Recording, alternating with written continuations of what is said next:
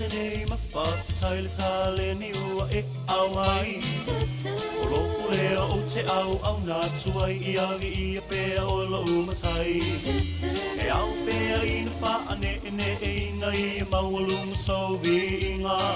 Ina I a whaaola ina I o se angang oe whaatutua I lo suafa. Ua o pesene mawhakatai le tale ni ua e au mai. O loko lea o te au nā tuai I awi I a pēa o lo umatai.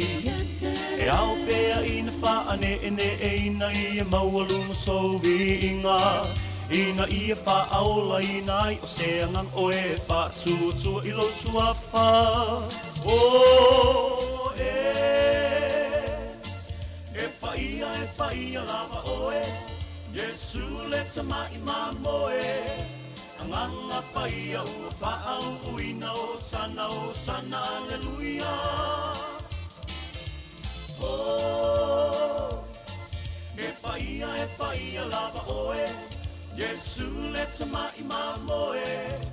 Anganga paia ua whaau uina o sana, aleluia.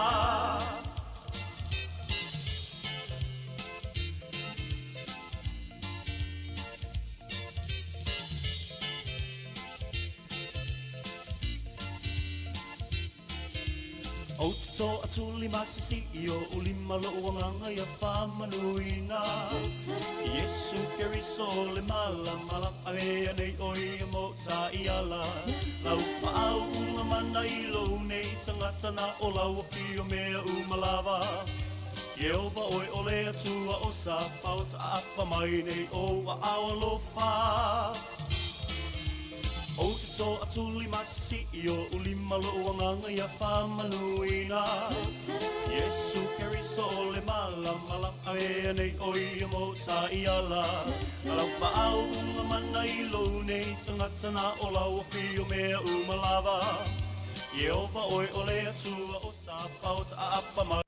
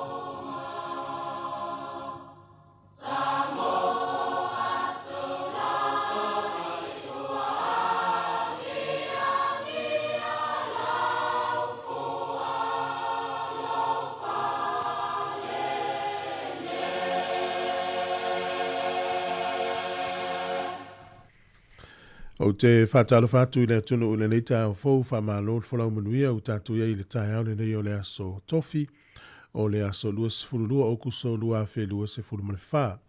O le wananga ma le tautua le nei le siu whonga le laumua Wellingtone. I alo mai loa le tātu sanu ngā loto o le tāo nei tai te ia le sunga le whawhirenga Reverend Jeremiah Ellen mai le ekalesia whapotpotonga Kirisiano Amerika Sāmoa Porirua. Ia usi mai loa le whawhirenga.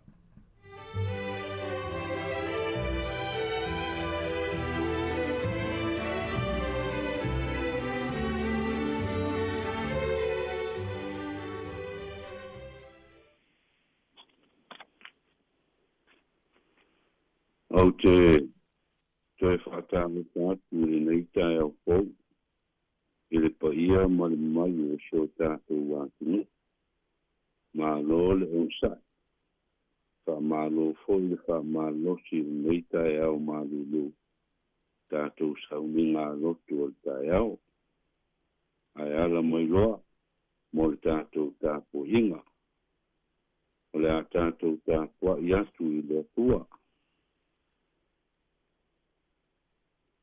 Ua whapea ona whetalai mai o le tātou ali i o Iesu. Ia ea lo whātu i le ali i lo atua, ma lo loto atoa, ma lo wanganga atoa, ma lo mā losi atoa. Ia ea lo whātu ho i le rote tua oi, e pei o oe lava i ate oi. Se o tātou talo. E le uma lava, le vi inga ma le whātai la ufio le li ia. A wai te tau lava i ate i mātou. O na whāfo i atu i la ufio le vi inga ma le whātai tele i mea uma. Le nei tai au fau o mātou wāla whai mai si o mātou atunu. Mātou atu whātasi ai i o luma. Whāfo i ate o ele nganga whātai. Mātou te wāla au atuai le li ie. Fio mai, whātasi mai lo ngā paia. Tau tō lua ina lava i mātou, a mātou whaia le nei tā po inga. Ia i atuai me umai lo vi inga. Ia i se i o le whāwau lava. Amen. O le whaitawina o le tuspaia. Tusi filia mo i tātou le nei tai au, mo mai lea li tusi o le whengain tuai. O le tusi i a ruta, lonam tā upu mua. A matai whaitau, mai whai upu mua, se i o atu le whai upu e sfumaleiva. Pātino mangale nā, tuis whaitau aso le nei aso. Ai o te whaitawina, le whai upu e ono. Te o le sfulmatasi, ea ma le whai upu e sfulmatwha. Te o atu le whai upu e sfulmatwani. Ka whunga mai i a whiong pahia i tātou tua. Ua tū i lunga o ia, ma wā ana tama. Ia toi fōi na i le nu o moapi. A wā o ia whālonga i le nu o moapi. Wasiasi le li'i i lo nu. Mana fōa i atu me ai i ate i latou. O nā ese ai lea o ia i le mea sai ai. O ia mā wā ana tama i tō lua whātasi mai a. O latou ui le ala e fōa i mai, e fō i mai ai le e nu o yuta.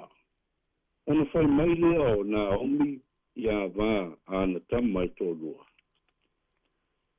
O ia o lua, na fo i atu taitasi a inga o lontina, ia le leile li i a te o lua, pei ona whaie o lua, ie uoti a toa mao.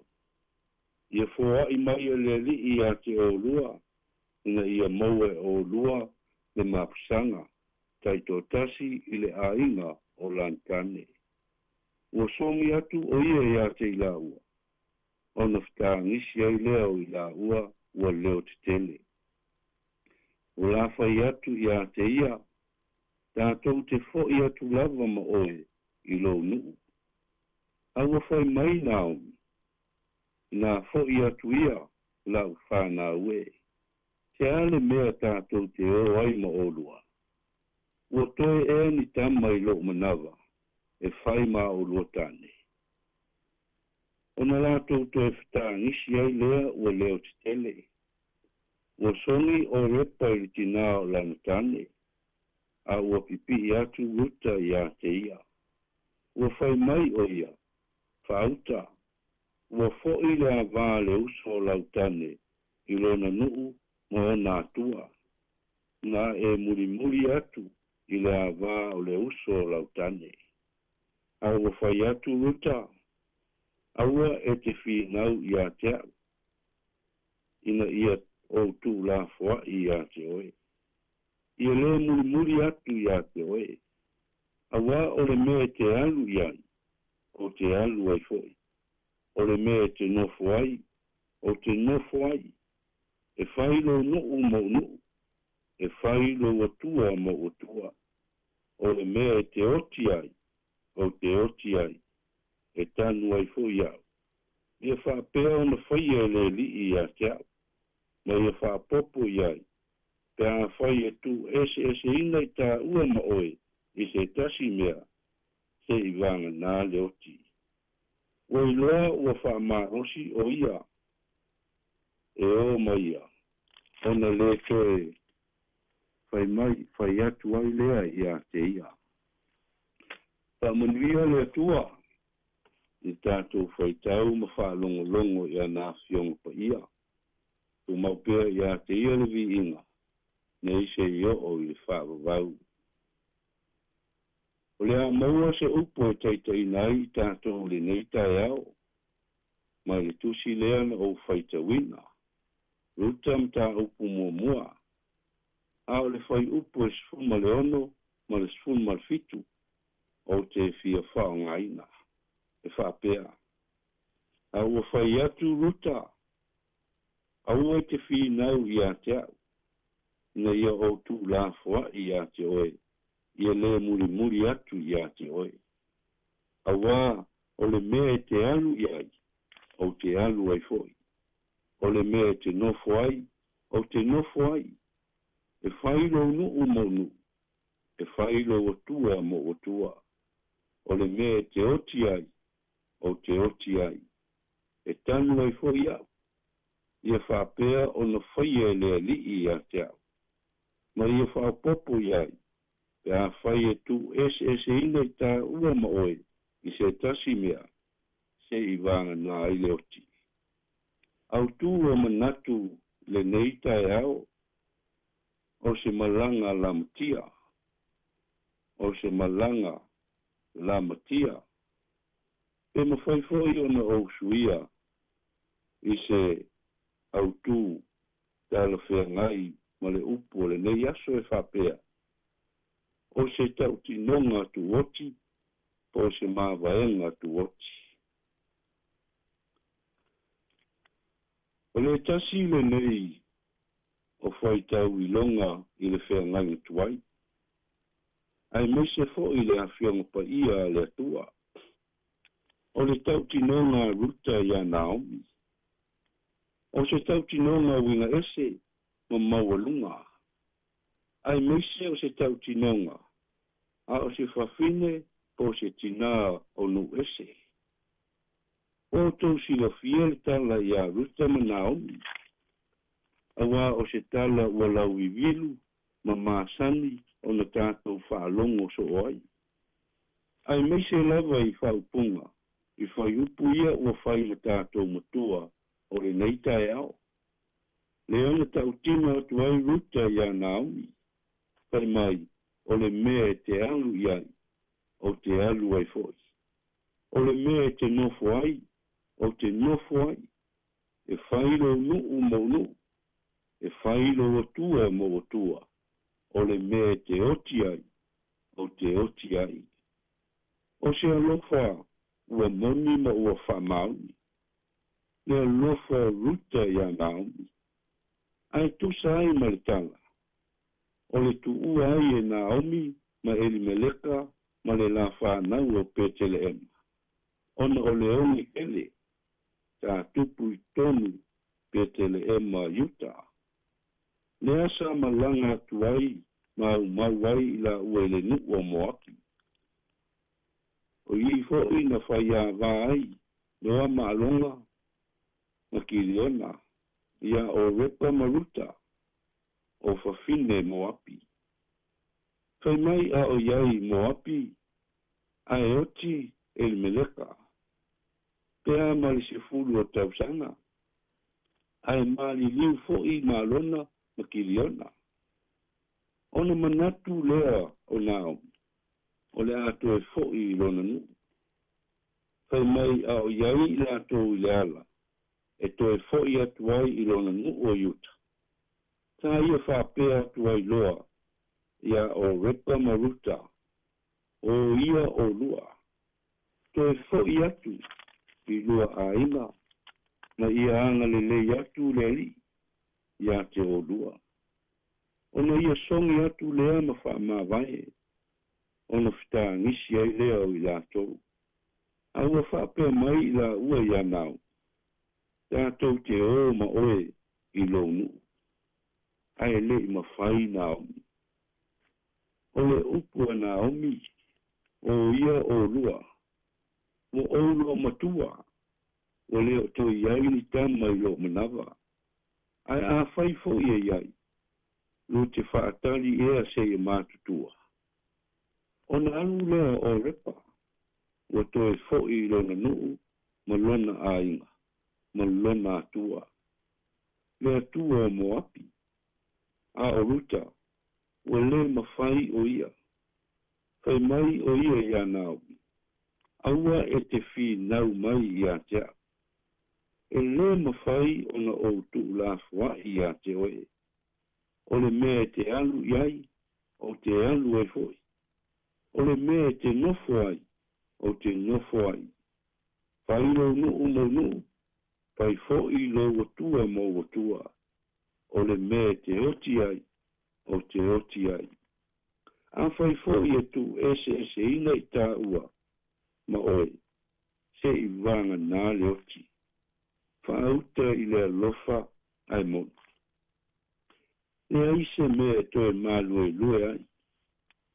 Tu umea uma. O lona a inga. O lona nu. Ma ona atua. Ma on tangata. Ai muli le atua moni. Le atua o Naomi. O le tautinonga. Mai le loto ma le anganga lea. Ioe. O se tautinonga i wina ese. Ma ua mawalunga i le sila whanga le atua. O le ale tau unga ruta. Wha manuia i ai le atua. E ui. Wa alula na wha lua. I a poasa. Ai na wha nau ai. E ruta o peta. Ai whanau o peta o Yese. O na whanau lea Yese o le tupu o tāwita. Tanga i le ngafa o Yesu. O loo whamauina. I le mātai o mta upu mua.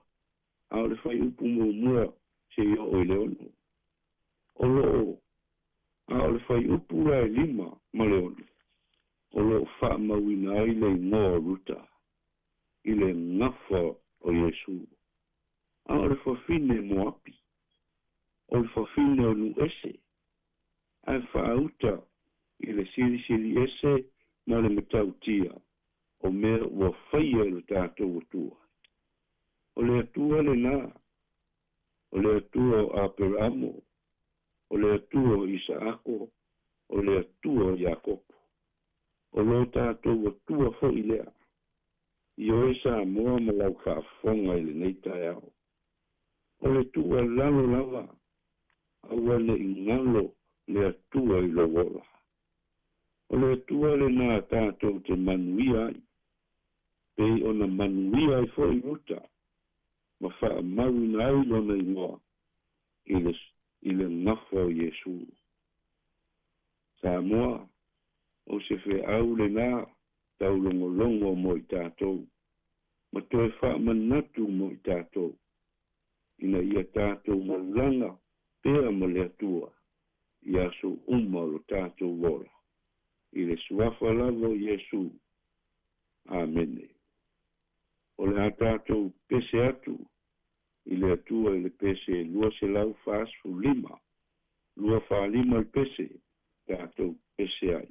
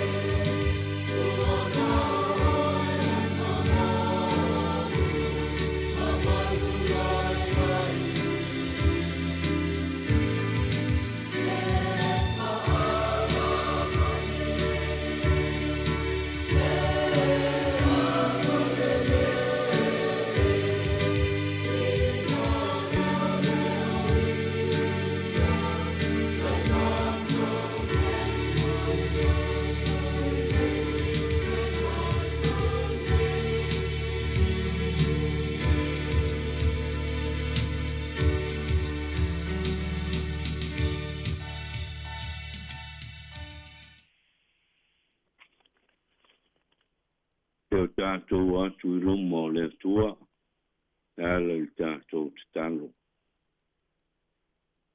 Le atua lo mātou te mā, o le atua e sili lava lau fio. Mātou atu whātasi mo sio mātou atu nu, I le nei aso fau, sio mātou whāwhtaia lava, le alofa ma le anga le lei mai o lau fio, I o mātou tangata, I le aso ma le aso. Whāwhtai atu I lau fio, I lau pule tō ma lau pule whaso soa le li ie. Le alo mātou manui ai, le malo si fau, o lo mātou maua, I le aso ma le aso. E whātau nuu ai o mātou ti o te mawhaiwa, te au mga luenga wa e tofi I ai lo mātou wola, o le lava lea lo mātou utua. Whāwhtai atu fo I le nei tai au, I upu mai au a fionga pa ia, ua tō matau I nai pia lo mātou wola, nei a mātou I loa ai, le sili ese o lau fio, I aso lo mātou nei ola. E maulunga le nganga whāwhtai I lau whautanga. Le ana e maliu whalava au wailunga o le sātau. Ina ia mātou maua le ola e whawawau. Ai pangā lea lo mātou te mā. Mātou te whātou ese atu I lau fio I le neitai au. Waani mea wa le tonu. Masao ai I mātou I luma o lau fio. Mātou talo. Rofa mai ma e wha mā ngalo mai a te I mātou. E ni o mātou se mā ngasala o mātou whaia. Tari tonu lava I mātou I lau toto na wha maringina I lunga li sātou e mā ngalo ai I mātou lau whanau. Mātou wāna au I lau fio le nei foi tai au. Iai lau whamunianga ma lau pātisonga I lunga I a te I mātou malawa. Whamanuia I le ala usu atu o mātou tangata I le nei tai au, te au mga luenga, o mātou whanau I a rātou waonga, ai mese fo I le tāpō inga, nai o mātou ta māmati nā mātutua, I o mātou a inga. Mātou talo fo I lau fio, mo nai o mātou a inga, I nātu nuu mamau, o lo au mau mana nofo ai. Talo ia e pui ma lawe I a te I lātou. Mai whainga tā, o lo lātou whea ngai ai nātu nuu. O e foi ua whaano noa, ona o mawhtanga ua mausia I malanga I maliu maleoti. Mātou talo le ali ie, wha meise ma e wha mawhana atu I a te I lātou. So soani I o lātou loto mawhtia, ai meise foi. Ni mawhtanga ua motusia whafosei. Mātou wanga au at foi lau fio, neli ie. E ai foi au whamunianga, I le nei aso atoa, ia mātou au onanga umalawa. Tiu te mawhaiwa, lo whea ngai ai sio mātou atunu. Ia whapena na iai whaatasi molo wanganga. Whamanuia lau fio, I le pule ma le au whai ngā luenga o lau le tio nei. Whamanuia ia lātou ngā luenga. Wā le tautua ina o sio mātou wātunu. I nei mātunu o mamau. Whamanuia I o lātou ainga. Mana I o lātou whanau. O le mātou talo lea. Whātasi ai matalo lilo. I o mātou lava loto. Taito tasi. Ia whai I ai lau finangalo. Ai leo mātou loto. I le suafa lava o Iesu lo mātou ali whaola. O mātou te talo o tuai. I lunga I a te mātou ma le lalolangi a toa. Le lofa tu noa o le atua le tamā. Le lofa sisiri ese o Iesu ke viso. Lo mātou ali whaola. Ma le ngang pa ia. Nei se ia o lava I le whawawau. whāwau lava. Amen.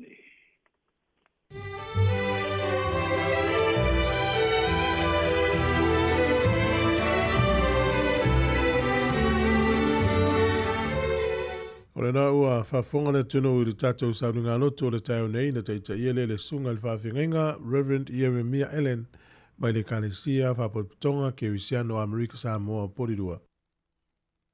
A malo whaftai lau sunga i le whawhinga ia whamalo lava mo le tātou whainga loto po le saunga loto le nei tai au ia le leile tua ma whamanui atu o le whalitua no whaalo whapelta po inga le kalesia ia manu te le ina fo le nei aso mfuafuanga o le awhenga iai whaftai tele lava. O luas furuana minute o te aile fitu, a fale fitu o porkalame le ata o le tai au, o le vi inga o le atua mai le e whaka a sā porirua e lo tamai. Usi mai al whafonga.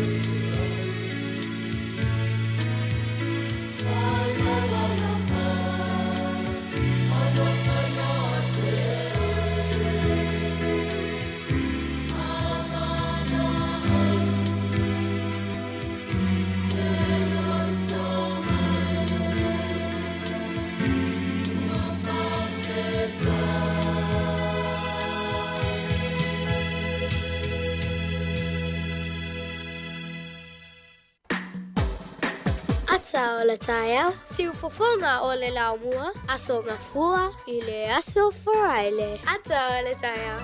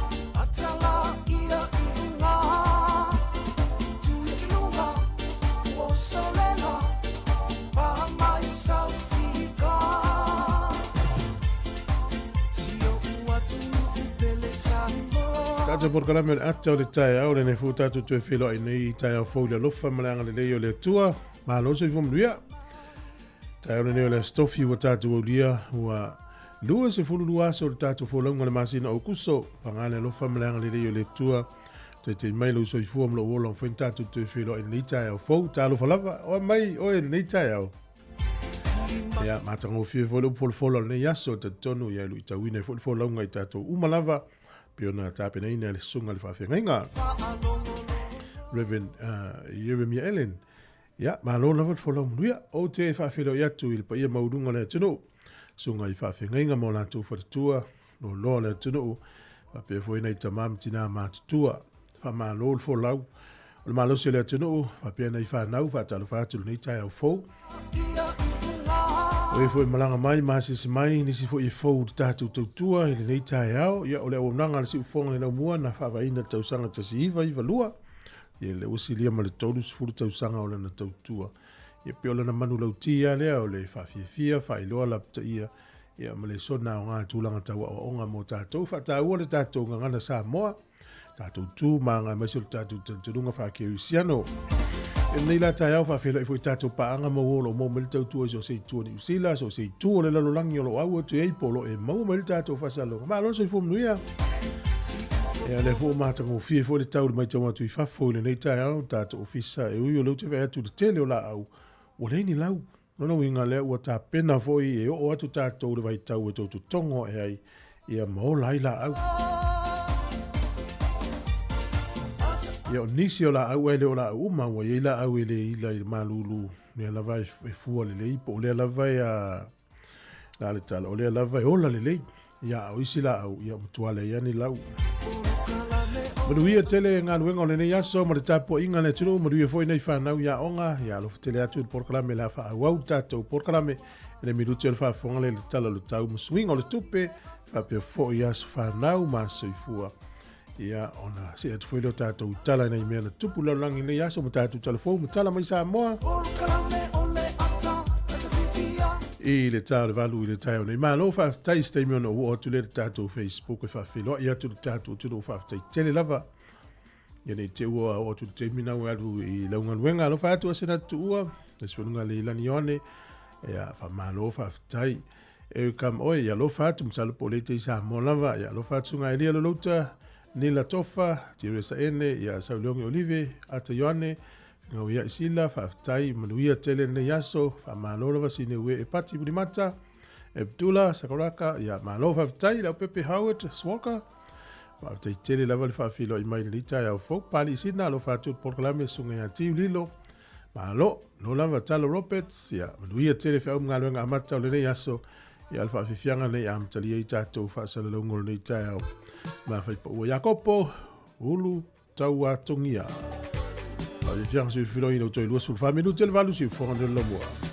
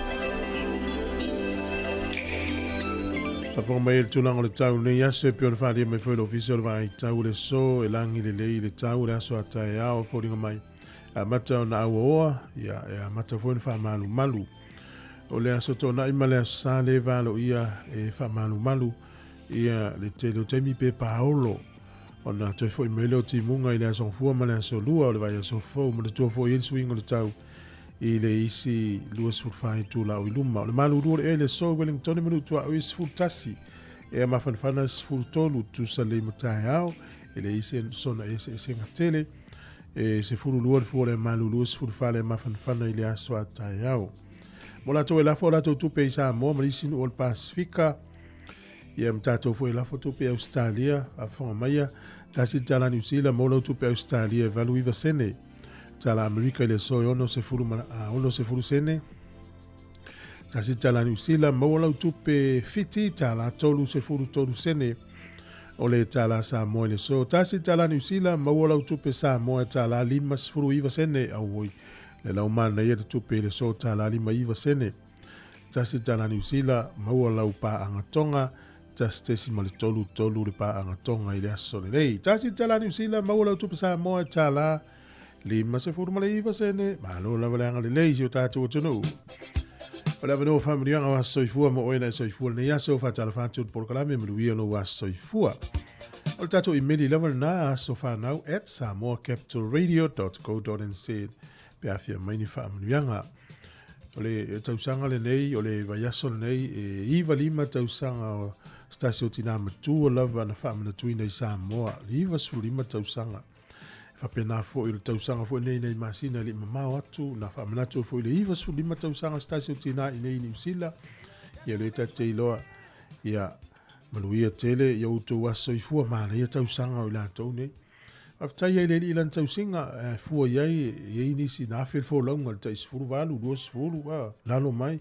Ia le wau tausanga o lauso I fua le fia fas furu, limas furu, onos furu, oka le alofa le ia manuia tele lo was whanau nei aso.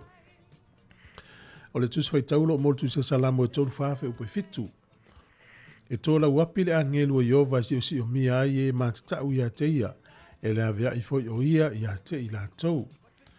Ia o le upu nai tu tonu na o le matatau. Ia nai emo mai le upu na le matatau na. E tola wapi le angelu o Iova si o mia ai o matatau ia te ia.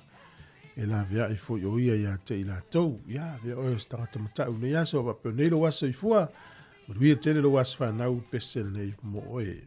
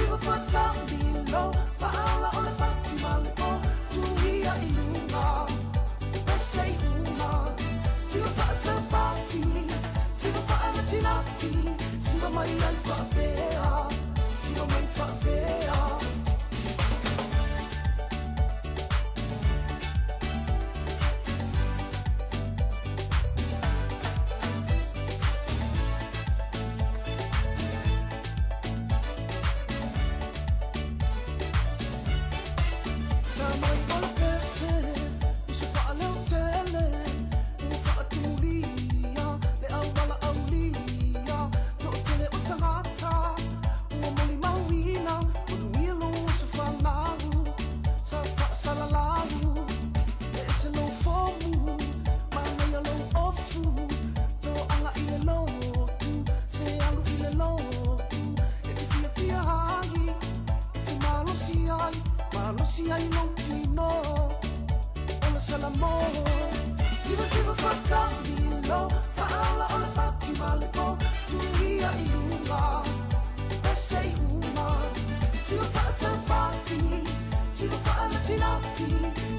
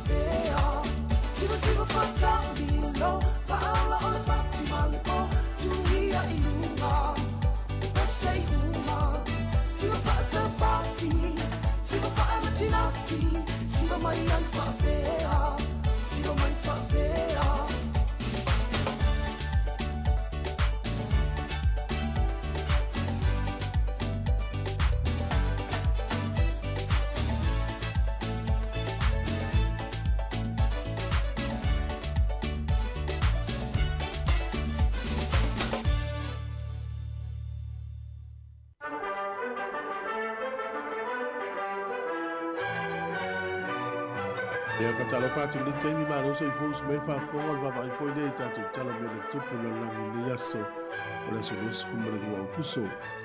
O le sol tau sanga tasi walu fās fumare iwa. O wha maumaunga la vai o le urua i taimi nei na whai eini o so wha inga le vātea tea. Taimi nei ia leu wha o ngā wa ale le tau o so se tunu. A o le aso le nei na whai a mua mua i se o so wha inga le vātea tea i tau sanga tasi walu fās fumare iwa. Na whaonga ai paluni vo ilele le ai fele leile ia paluni la popoa e ti e tanga te tutun ilunga o le nuula le Austria na la tos fa ia le taulanga o Vins i le so e whaonga ai paluni i le tausanga tasi valu whaiva o le sol tausanga tasi valu lima sifumaltasi na urua i whai ai le tuunga vaale o le America's Cup ia sa malo ai le vaale ta o le Yo to America. O le sol tausanga tasiva o lua na tatala ai mawhaavai ai le kompani lea taavale le ta o le Cadillac Motor Company o se kompani i te tonu Amerika i tele lava o le au mau mea ma le au milionea whiawa i ni taavale.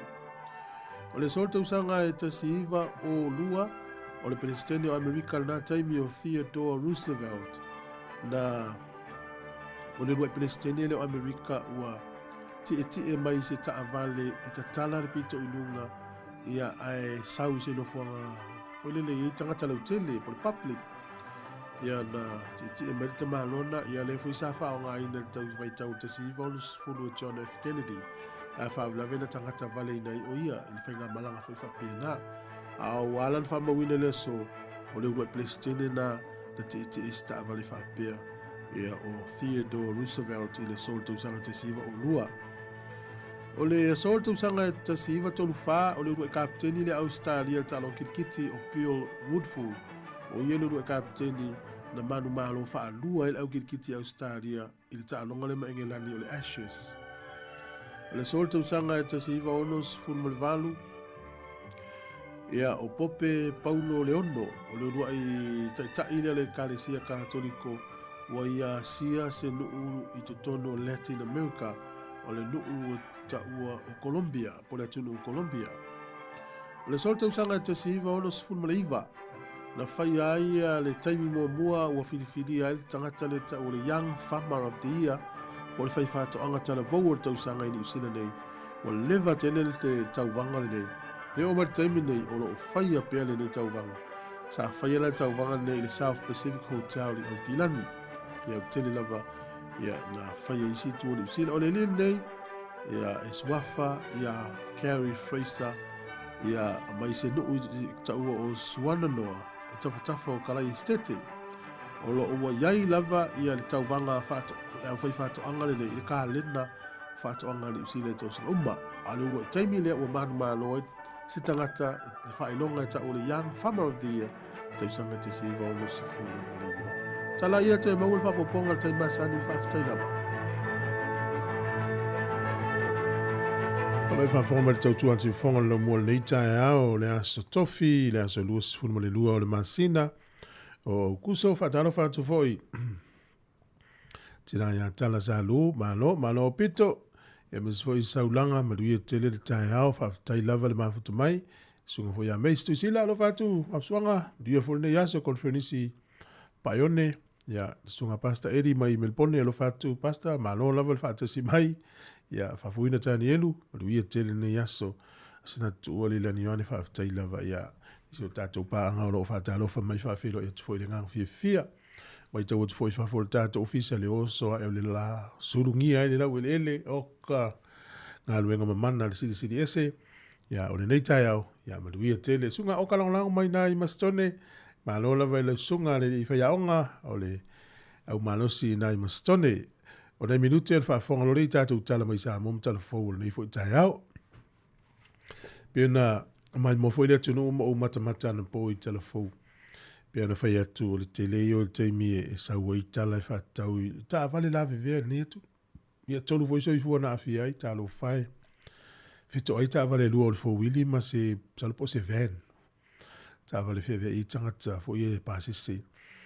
Ia nala na fi fo so i fuana po manisi o avel fale ma ia nei fo tai o fa natu ale mo avta vale uma o nei ia fa ina no fi ngalo tal no so atu pe ia nga fo tu ia tu e manatua i fo ina i vainga ta o so i fuana nei aso le le ia la uma le awia malanga mamao to tele ta tu tunu ngalo lu i lungo a wala ta vale curious taxi upa o pasi o loli ia kiliva o le tele yo to inga ngā ruenga e whia ngai mai tātou i e whaonga i tāwale ia leo le ia la umo ngā ruenga o le nei aso ia maki mai pēla uri tio le si ufonga le leo mufa talo fatua ia mila toa mai se foi pua o le ota wha malo wha tai le mafuta mai e le uta pēna mai tātou talafou le nei tai ao minoi pei o le loi o le pese to usuina e le Sāmoa Pearl of the Pacific i le tautua le si ufonga le leo mua to yoro miru tēna tā leo le valu tā lofa lawa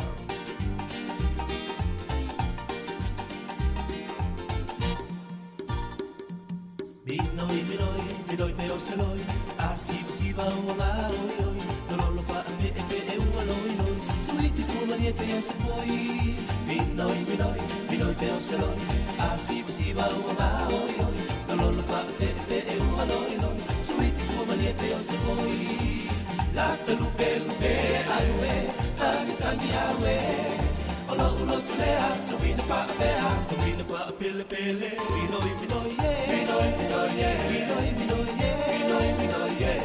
minoi tele, minoi vai la pele.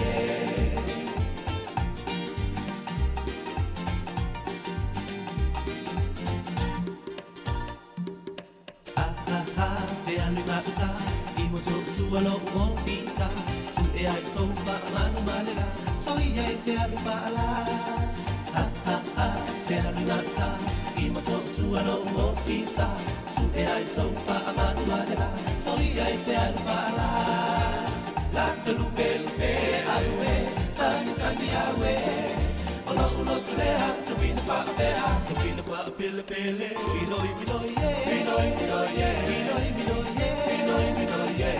minoi tele, minoi vai la pele.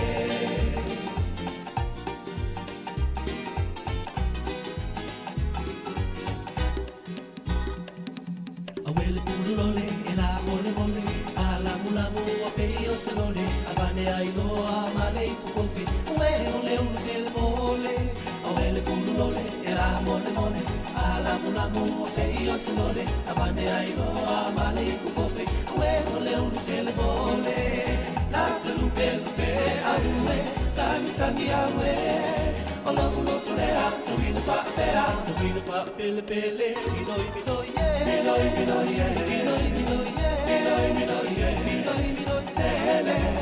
minoi majana pe, minoi ane, minoi majana pele.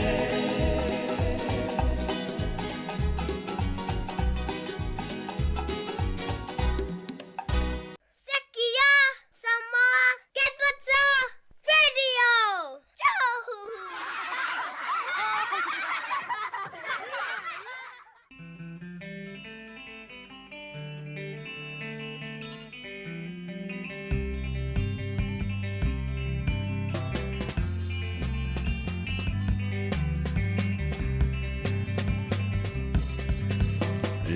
Volo mai o manole vovea e fia falo Suna saulea E a eti e nei lau pasika ai o sue hena A ai lau kaiva E la te asoa o ola taula liloi La mama sue tu pelau tauli Ole ala foi le mana mea hela o la sui pua Tua i moana, tua i moana Tua i moana, tua i moana tatu hatala Ea, vai mai a sau Betua i moana, betua i manu Sau i alau pele, sau masina i mua i manu Se i nua le amoi, i te mao le nua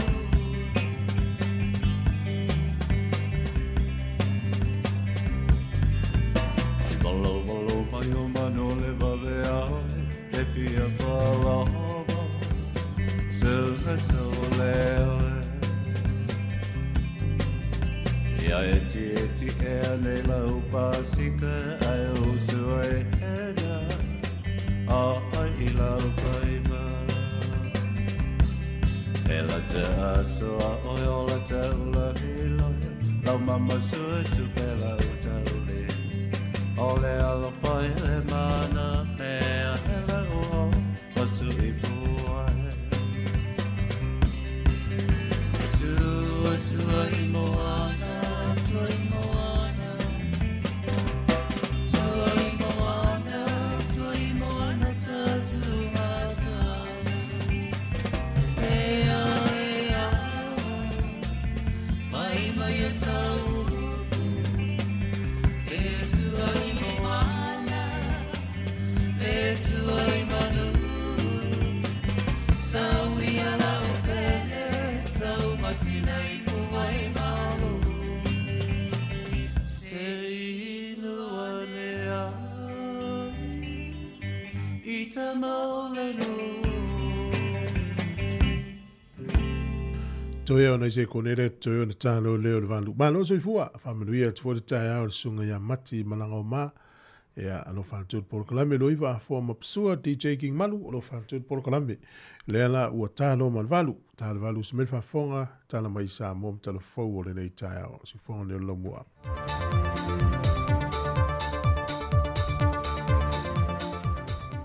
Aso tofi manuia lo tātua tunu I se isi wha au pōponga o talafau mai Sāmoa o se mai al whaafonga. O le whatu o ati na e ngā whatau limaina, ma matematinga mo se tai au manuia. O le au tūle na au I ele saunoanga le whionga le minista o tina matama I tai, a tina o nuu maanga wheso tai, e whaamanatu I nai la so whaapitoro talavau I lea tunu o nei vai yaso. O se au tū na saunoa le whionga mulipola na rosa ale mō lio o. Wa lena o se whai tauta ua, ai ua avea o se tautinonga, a mana ia I tupulang talavau, O I lātou o le lumana'i o ainga e kālesia ma le mālo. O lo lātou sao, o lo lātou ta imua le whaatinonga mo le manuia lau tele e a mata atu nei, ma wha waua toi la vai au ngā tupulanga whaia e. Mai o tala vau foi, lātou te fausia se ala mautu, o le wha vai mausali mo Sāmoa, mai e whaataunu wina mo e mitinga o lātou whaatutu wina, ma maua le avanoa e wha lau tele ina ai. E wha vai ngata ua na wha ma mawhare saunoanga le fionga le minister, o whainga wha vai matupulanga tala vau o Sāmoa, o le a whaatino ina le lauliliwina o le whainga wha vai mo tupulanga tala vau, ina ia iai miti mamana ongo tupulanga Sāmoa, o le whainga wha vai le nei o le a fausia ia tina enga e tai lawe tupulanga, e loa tino ai swinga mo lumana i o Sāmoa. Whatasi e ma wha maumonga tu whatasi wha teknolosi mo tupulanga tala vau, le ua amata tu whatasi ai se tusi a palai po se application mo tupulanga tala vau.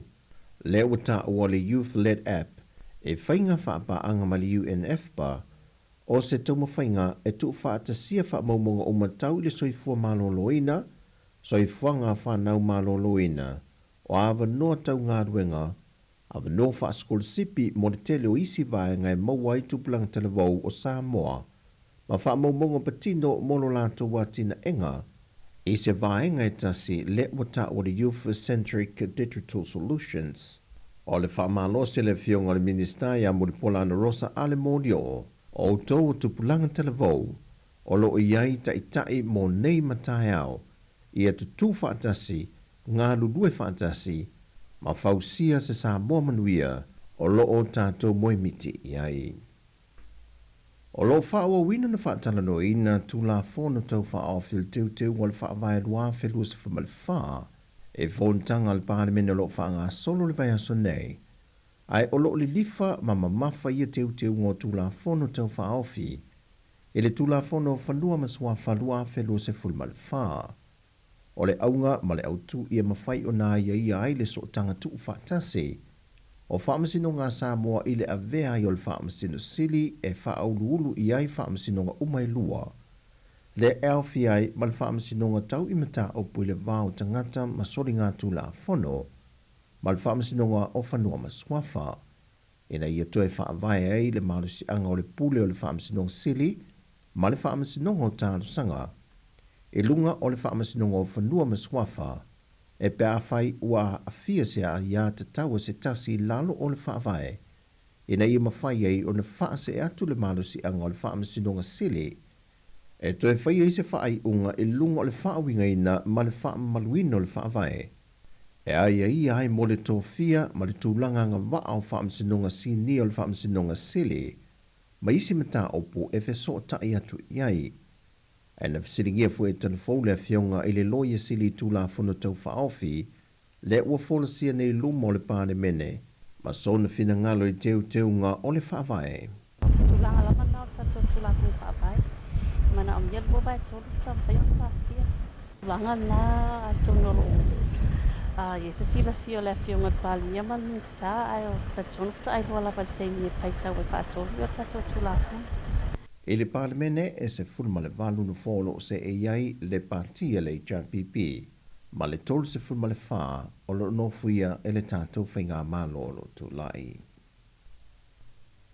O lo tong fitia le mota ngase ngase e le tamā limas futolu tau sanga le matua mai le fio anga o lano i savai, na ia whaafoina le loli toso maseni a le kompania le vai sa la fai, le na tifai tua ma le ala tele i le fio anga o vaipua, ma moulu atu le pito i lumai to tonu o whale tali māloa se tasio a inga, le na whaafitai e le sui komisino mtanga ruenga o leo papali i Monalisa tia ikete, le iai o se tasio le a inga i lea te mintu point whaala vilave, se mamanu e maoma waise soi fua.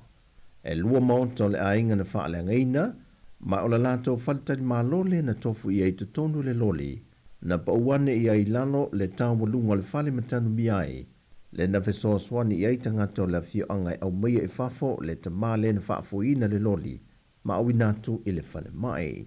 Sau no papali i olo masalumia, mo whaale tonu tau fio le loli, na mafuai o na tula i mai le whaala vilave. E le whaangasolonga le whaamasinonga le mata opo o le tamaita i tusi solo la wiloia papa li e sia whekel. Wa ia i o ina i mōrianga e wha, e au fiele umia leo nia o penga matautia, pasio tangata pa i valea ma le wha o manua, peitai o le mōrianga o le fasio tangata wha moe moina, o lo o ia te e na pea. Peo na sila fia o le mata opo le nei na maliwe se tina polofesa fitu se fulvalu tausanga le soifua, o si usenga ma Amerika Sāmoa, e le masina uni o le tausanga nei. Na whaania e le loi o lo tu lai mo le tua leo leo, o se feuta na inga le wā o i lantou ma le loi o lo tu lai mo le ua mo lia, na talo sanga inai i lantou, o le a i o ina e papali i mo lianga e wha, pe a whai e whau i tua le mo lianga le fasio tangata wha moe mohina. Peitai e le i o ina e loi le tua leo leo, ma e tu ina tu pe mo lianga e lima i lumo le wha masinonga mo lona wha awawina le sue suenga. O le aso iwa o le masina fau atu inantu le wha masinonga e lawi nai le wha ai unga, o le talo sanga le loi o lo tu lae mo papalii, e au nasa uni sa polu, e te talai papalii tua, e ta dia le masina o mati i le tausanga fau, e ilo iloi mo lianga o lo ia te ena. O tala fau ia mo nea sotofi manuia lo tātua tunu u, whasoi foia.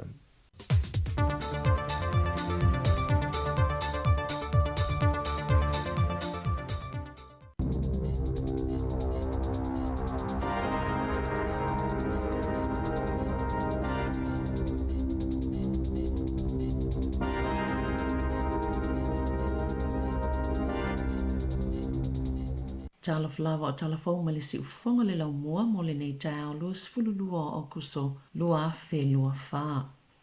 E to o tele ta mai te ta ilima tau sanga e a matane ya o ngatulanga lua e le tau te tala e peo na whaalia e whaia onga ma wala tau tu o ia le COVID se fuluiwa ma le tele o taime whaasasanga i masini whaate konolose. Wali putia e whaia onga o tamaiti fau ma whaia onga wa onga a mata wa to o tele lawa tamaiti wala tau moli mawina le o le tau te tala e tu sai maseli po tele ofisa e whaia ilo ilonga mo a onga ua whaalauloa ina i lea so. E sili atu ma le kuatau whaia onga i pitonu e maula lalo tamao ainga o lātou whaalia o le tele lava o lātou tamaiti a onga e lalo ifo la lātou tau te tala mai le tūlanga i te tau na iai. Whaatusa i le na o le 3% o tamaiti fōu i a onga i pitonu o e maua lulunga tamao ainga. Na whaalia nisi whaia onga e iei nisi tamaiti e le mawhai o na tau te tala atoa i se whai upu e sili atu ma le whape lima ni upu. Tele taimi e wa ai pe mata ai masini whaate konolosi mala i titi le taimi e whaita waini tusi. Matuale i loale whaatula nganga o le ngangana so a nauna male kalama whai ngōwhie. O nisi tamaiti ta iono tausanga a tau titala ua whaapea a lua u whaleui. Ai ua le mawhai o na tau titala sao o te alu i le whaleui e tu sai ma se whaamatalanga se tasi o whaia onga. Na ia ta ua foi. Talu mai ona whaia o ngai le lua se fulu wha tau sanga taluai e le iwa ai mua lava i se tūlanga māua lalu whaapea wo o iai le ngangana tau tala. O lo ilo le mtanga luenga o leo le vae o ngā luenga se lau fitu se fulu e mawhai ona whaasau se vai ngā tupe 5 miliona tāla. Mo le silia ma le whātau sanga ina ia whaamalia ina ile mana onga le mālo e whaai titi ei tupe whaalo pāketi na sauno le komisina Andrew Costa. Ile o awhiei au nanga i whisanga i matangata ile whautuanga mō suinga le ana tu ina tu le au whainga luenga i le asolua. Sale italia ina le komisina se whaatalanoanga ma le checkpoint le polokalame le leitio ni sila pitai i sa lātou pe pau whaamatanga o lo whaali ai o lo tau mau pea la lātou matanga luenga le whaatinonga o au nanga au tō. O suinga o lo tu ina atu whaafautuanga e au fiei le whaata ape po le whaamuta o ngā luenga e lua se lau wha se fulovalu e au fiei se lau lua se fulovalu o lo oawa noa i le taimi nei a mata ni ngā luenga fau se fitu se fulovalu o lo na winga e se lau fitu se fulu ngā luenga o le a whaamalo lo mai lea o whainga pitai na whailoa le komisina o le a leilo le atoanga o tupe mawhai ona whaasao se ia mai a whai ngā whai unga muli le masino o kitopa o le a wha ngā solo whaatala noanga i leisi tolu vai aso o lo manai.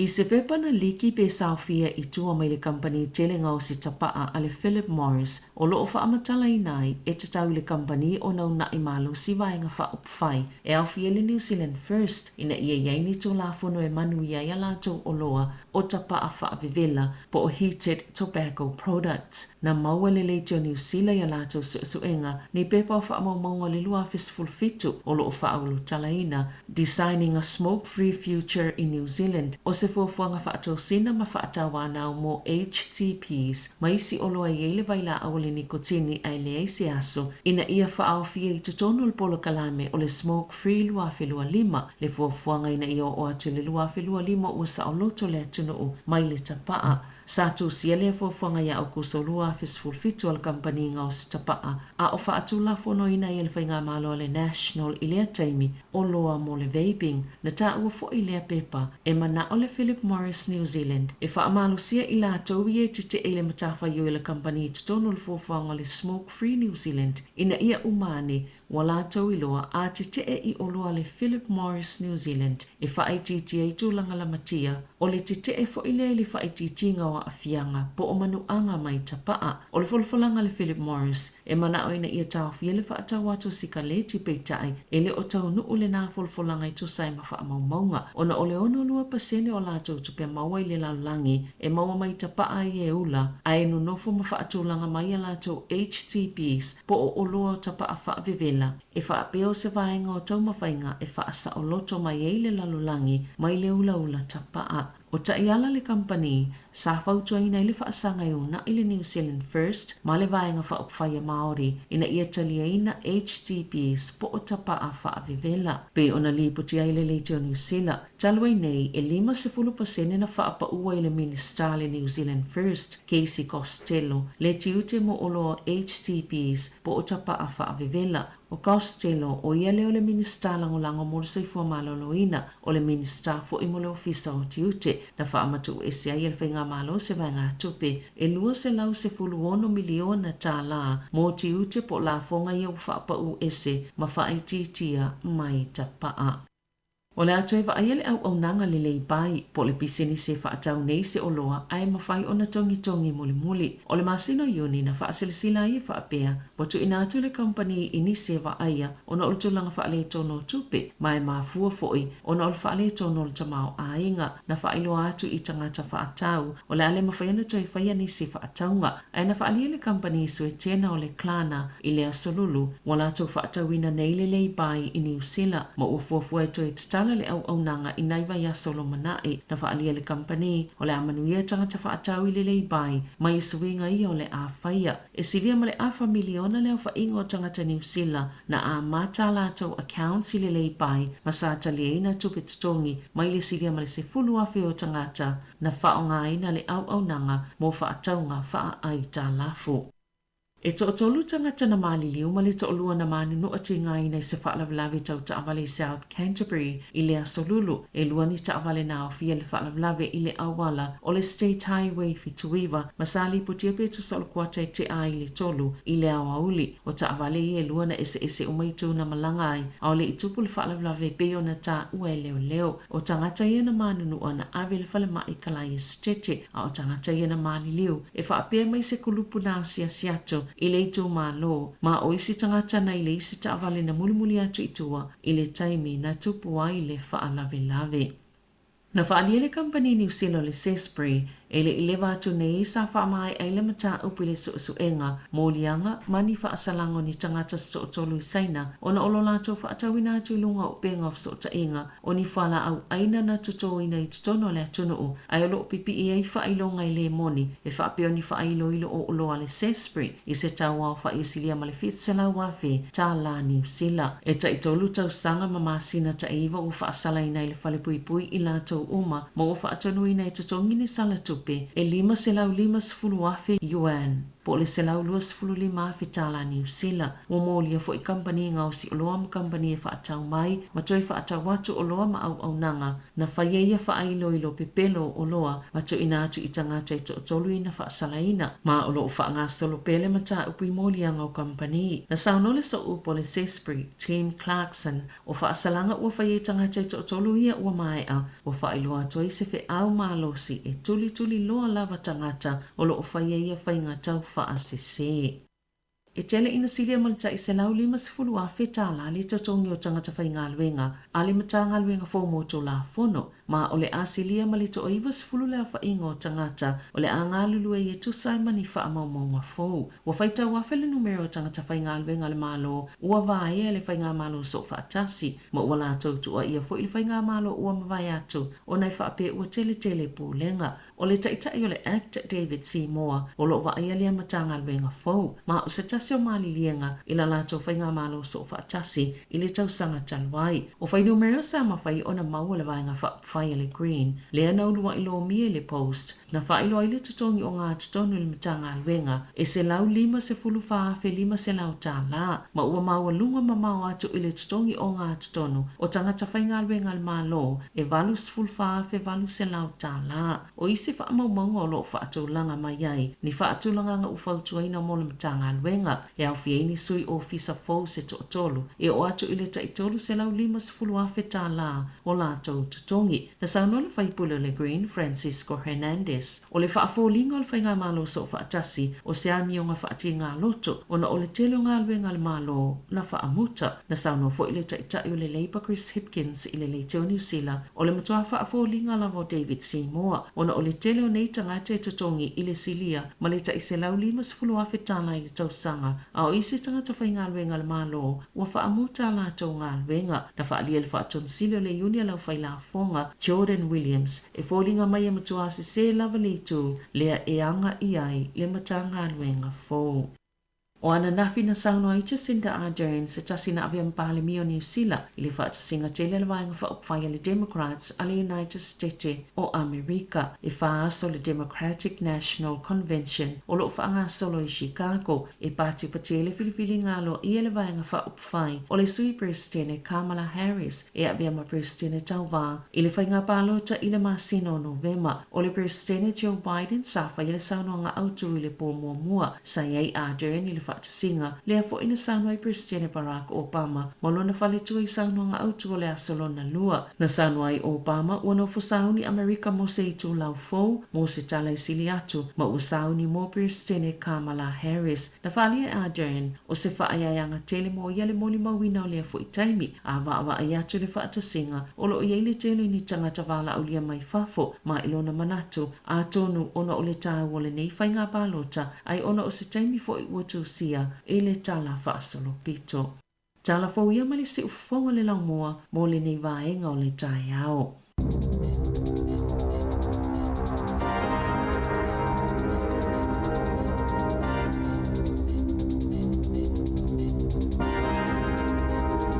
Nau whafonga na tunu I tātou telefoto e mola mnau whafonga I le iwa I le tai au nei tāpina mai I tā sesa tātou tala mai Sāmoa.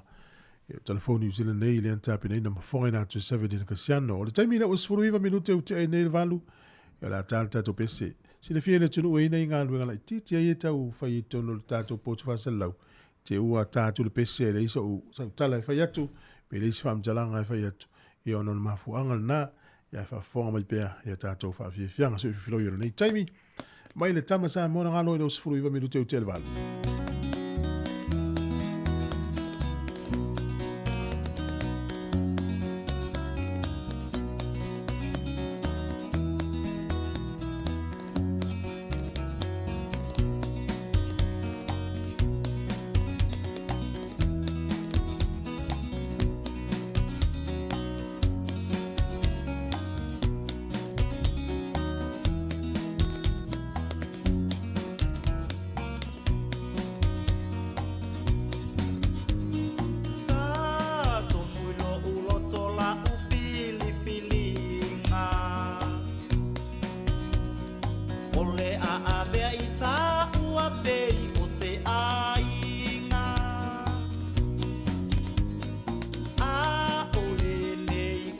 e se nai au whainga. Le pinanga loe o le atua le o oi o soto pinga. Se mea lava a whainga ta o le whaiawa. E moi le poronga o le lotoa la i le tinga. O moi le vape a pulo u le sua vai fai so fai va ai a me alu ua lau lau le mativa.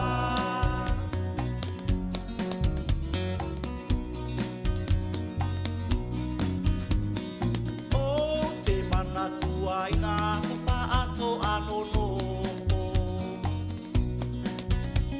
ta o walua ye tau su e oni fa imani popo e tau mawhai ai o se suawai talu ai lo umusui lo tamasunga ne i fia ai se mea lava a whainga ta o le whaiawa. E moe le polonga o le lotoa la i le tinga. O oi le vate a pulo u le sua vai vai so vai va ai a me alu ua lau lau le mativa.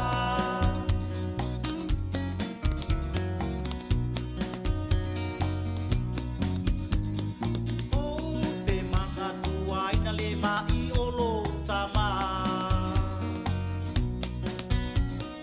na o le tangi mai le fia ai a tinga lo le lava malo vai vai o usau o utango i le mata au i ngatai se mea lava a whainga ta o le whaiawa. E moi le polonga o le lotoa la i le tinga. O oi le vape a pulo u le sua vai vai so vai va ai a me alu ua lau lau le mativa.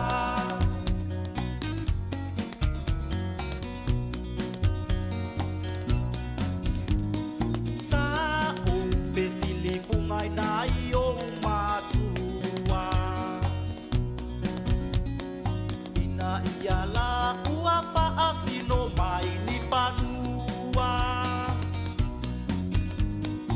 ua uma pa asino mai o panua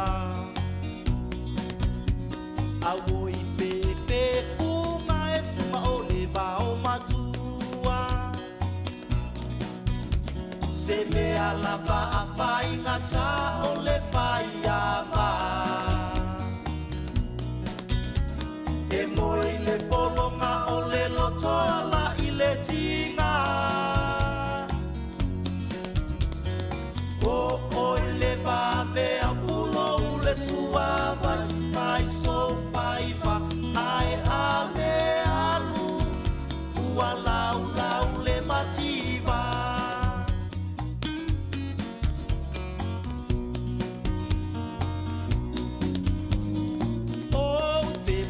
Tua ina le ua o matua vai mai e silia ona te ata ua te opo ilo le alofa ina i o umata talu ai le musu o lo tama e talatu so ngapa. Se mea lava a whainga ta o le whaiawa. E moi le polonga o le lotoa la i le tinga.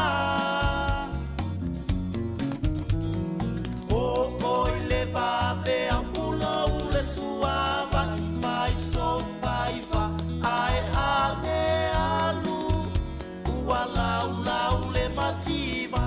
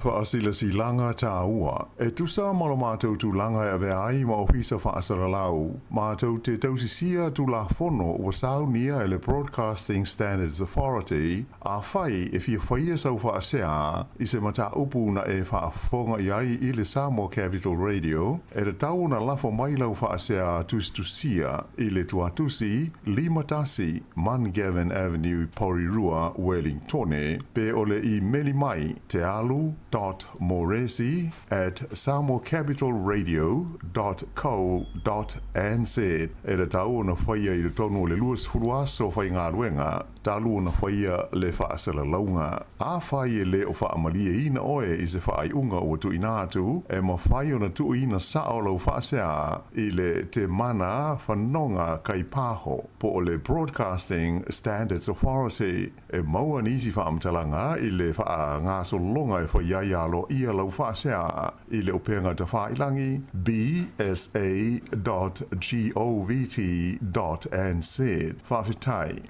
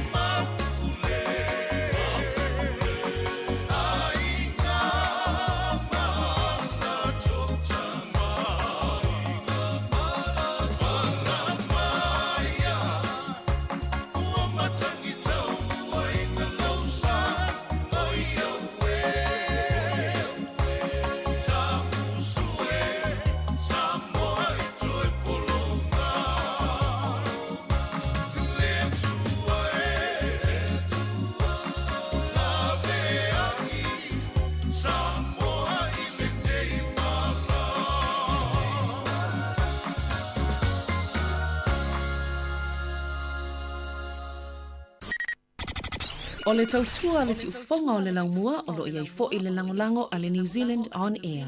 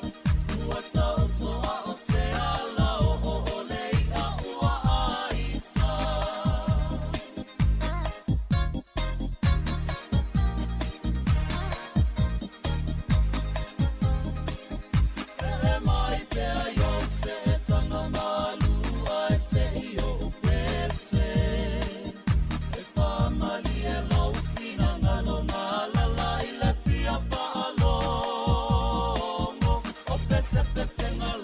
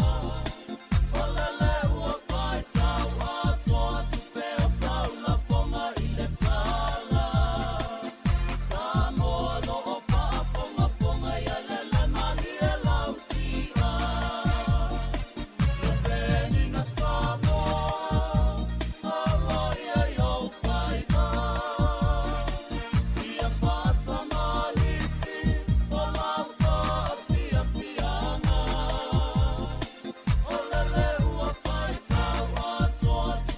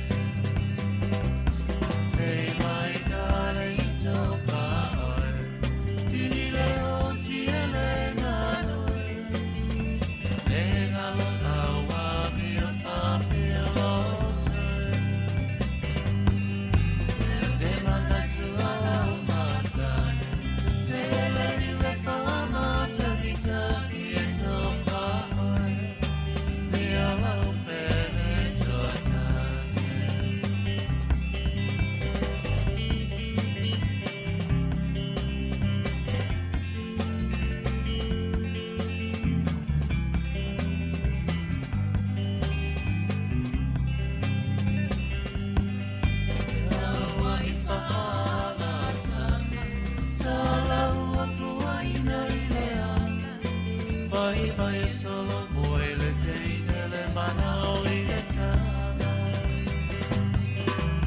ai lui le aute le chia maula maula te fia tua mantele sia chi sa fala pena beni vana say my darling so far away ti le o ti le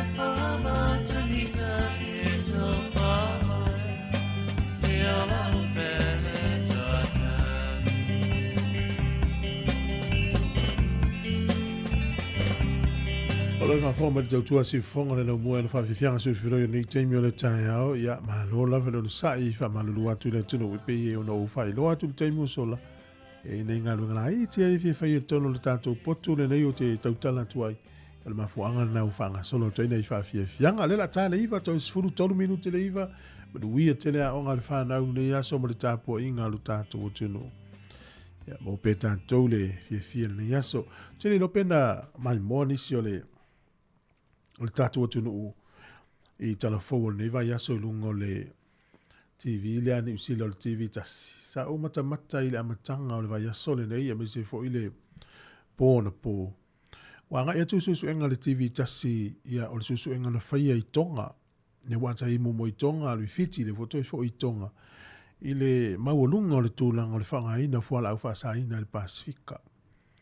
Tautia lava. Ya, tati whanau noa ono taita o le Pasifika, ya, mai se foi o tātou Sāmoa. Ya, o te loa le lope isi teimi uruma o nanga i foi lo le saile linga le TV tasi. Sāmoa le maulunga leo i ele whanga ina le fuala au whasaina. E leo stala le lei, o se tala matua whanau nola. O le si tūna mai tau ina le saile linga le i tonga sa upikian, ili vai aso le nei waito. E sau foi nā nei TV tasi i pe afia matamata iai. Ole vava ai la tau i Salvation Army le fai ngā luenga lofa e wha fau o langa o tangata ni yale i porkala me lai fai. Pe ai se ana le piki ai tai o e kare sia ma tai o whala tonga. Nisi o a inga o te iawa mau mea wha fuosei. Me vole le o le la tau mea o le kare sia po le lotu a. O le te vole te tele o tupe wa lafo e a inga i me fai le lotu. Ai sa le masani ai. O le fasili na fasili ai se amena le piki o fe au mai i tupe ai te o mai ia o le tūlanga le na pe o nisi na vaenga e whanau noa i fo i le vaenga le na whaia le porkalame ia o le whanga solo le temine ia talo lau fo i le li ia ngale leisi o tātou tunu o wane i whase ina le tele o tātou tangata fiti ia tua te le whale tonu ai talo pele li Sāmoa ia matua. Ya, vai ane a tātou whanau, vai fo ia uia i lau whanau i tūlanga o le swinga o leo langa o iai, o sawa tele, ya, nei titi i tātou teimi i ta maiti male ainga. Ai tele i nisi meo leo langa, ia alai a whaina ta maiti a whaina male ainga. Pio nei whamanatu nā o le taio nei, ia la toi whawau nei whawhiwhianga tāle iwa, tātou tala fau ma tala mai Sāmoa.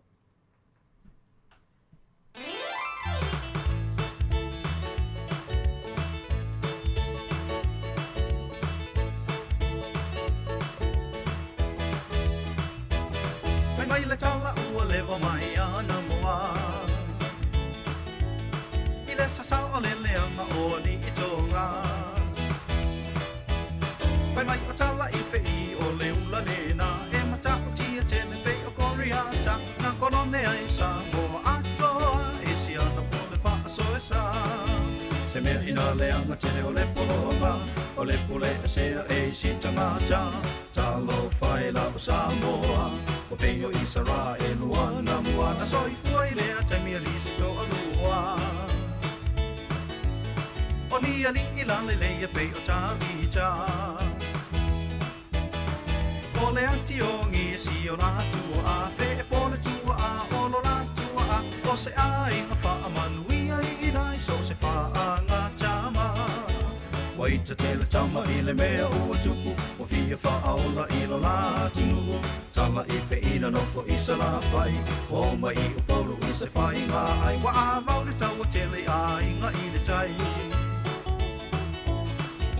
le manu Sāmoa na mua maua ai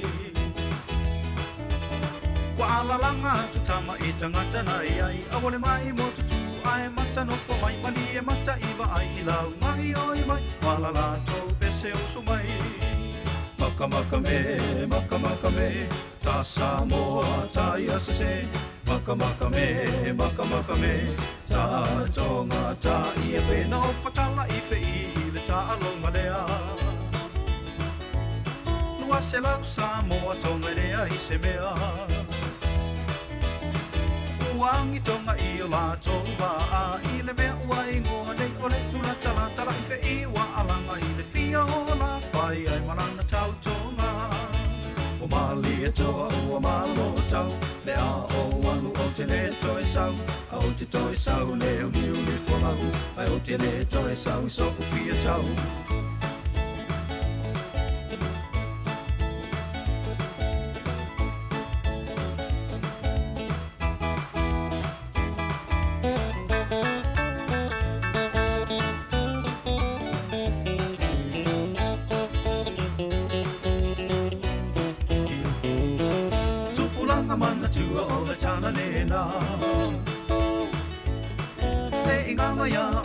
Tamani ina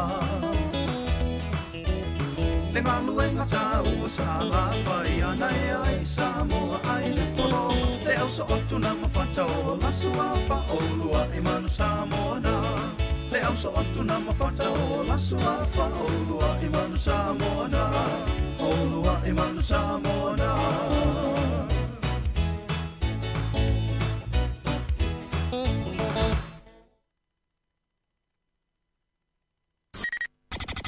O le tautua le si ufonga o le laumua o lo iai fo I le langolango a le New Zealand On Air.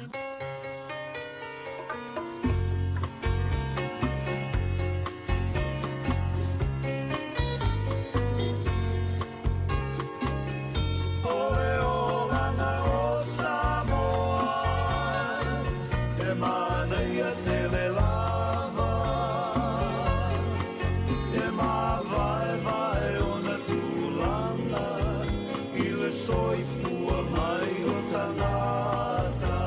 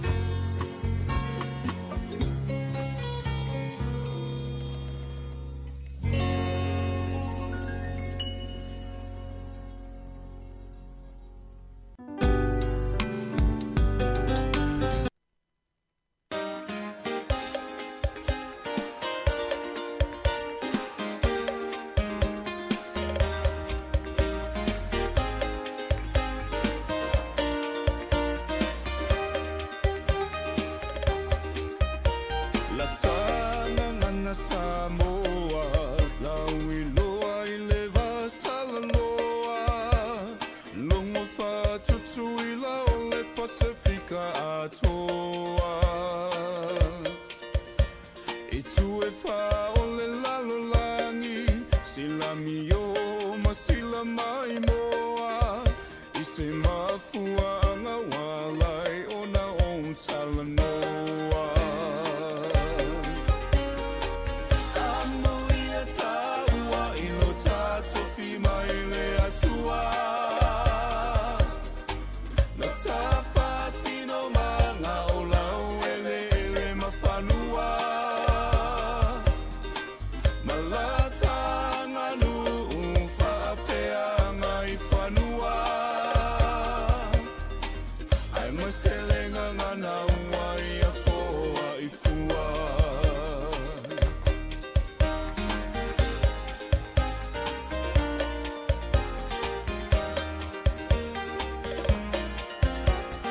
Whai mau ungi tamitanga, pea talanoa I la ungangana. E a whele whaalo alo ni saunoanga. E la ulele ai whetalainga, I le wamalea wa whatawhata. Ngangana whaalo alo na te la e I mea umalawa. Amoia taua I lo tato fi mai le atua. Na tafa sino manga o lau ele mawhanua. Malatanga nu whapea ngai whanua. Ai maselenga ngana ua I a foa I fua.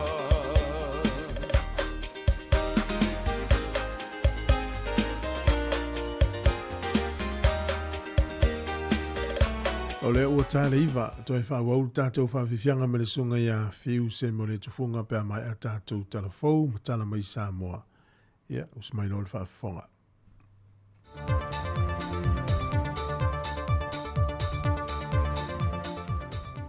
Aso tofi manuia lo tātua tunu I se isi wha o pōponga o talafou mai Sāmoa o se mai al whawhiwhonga.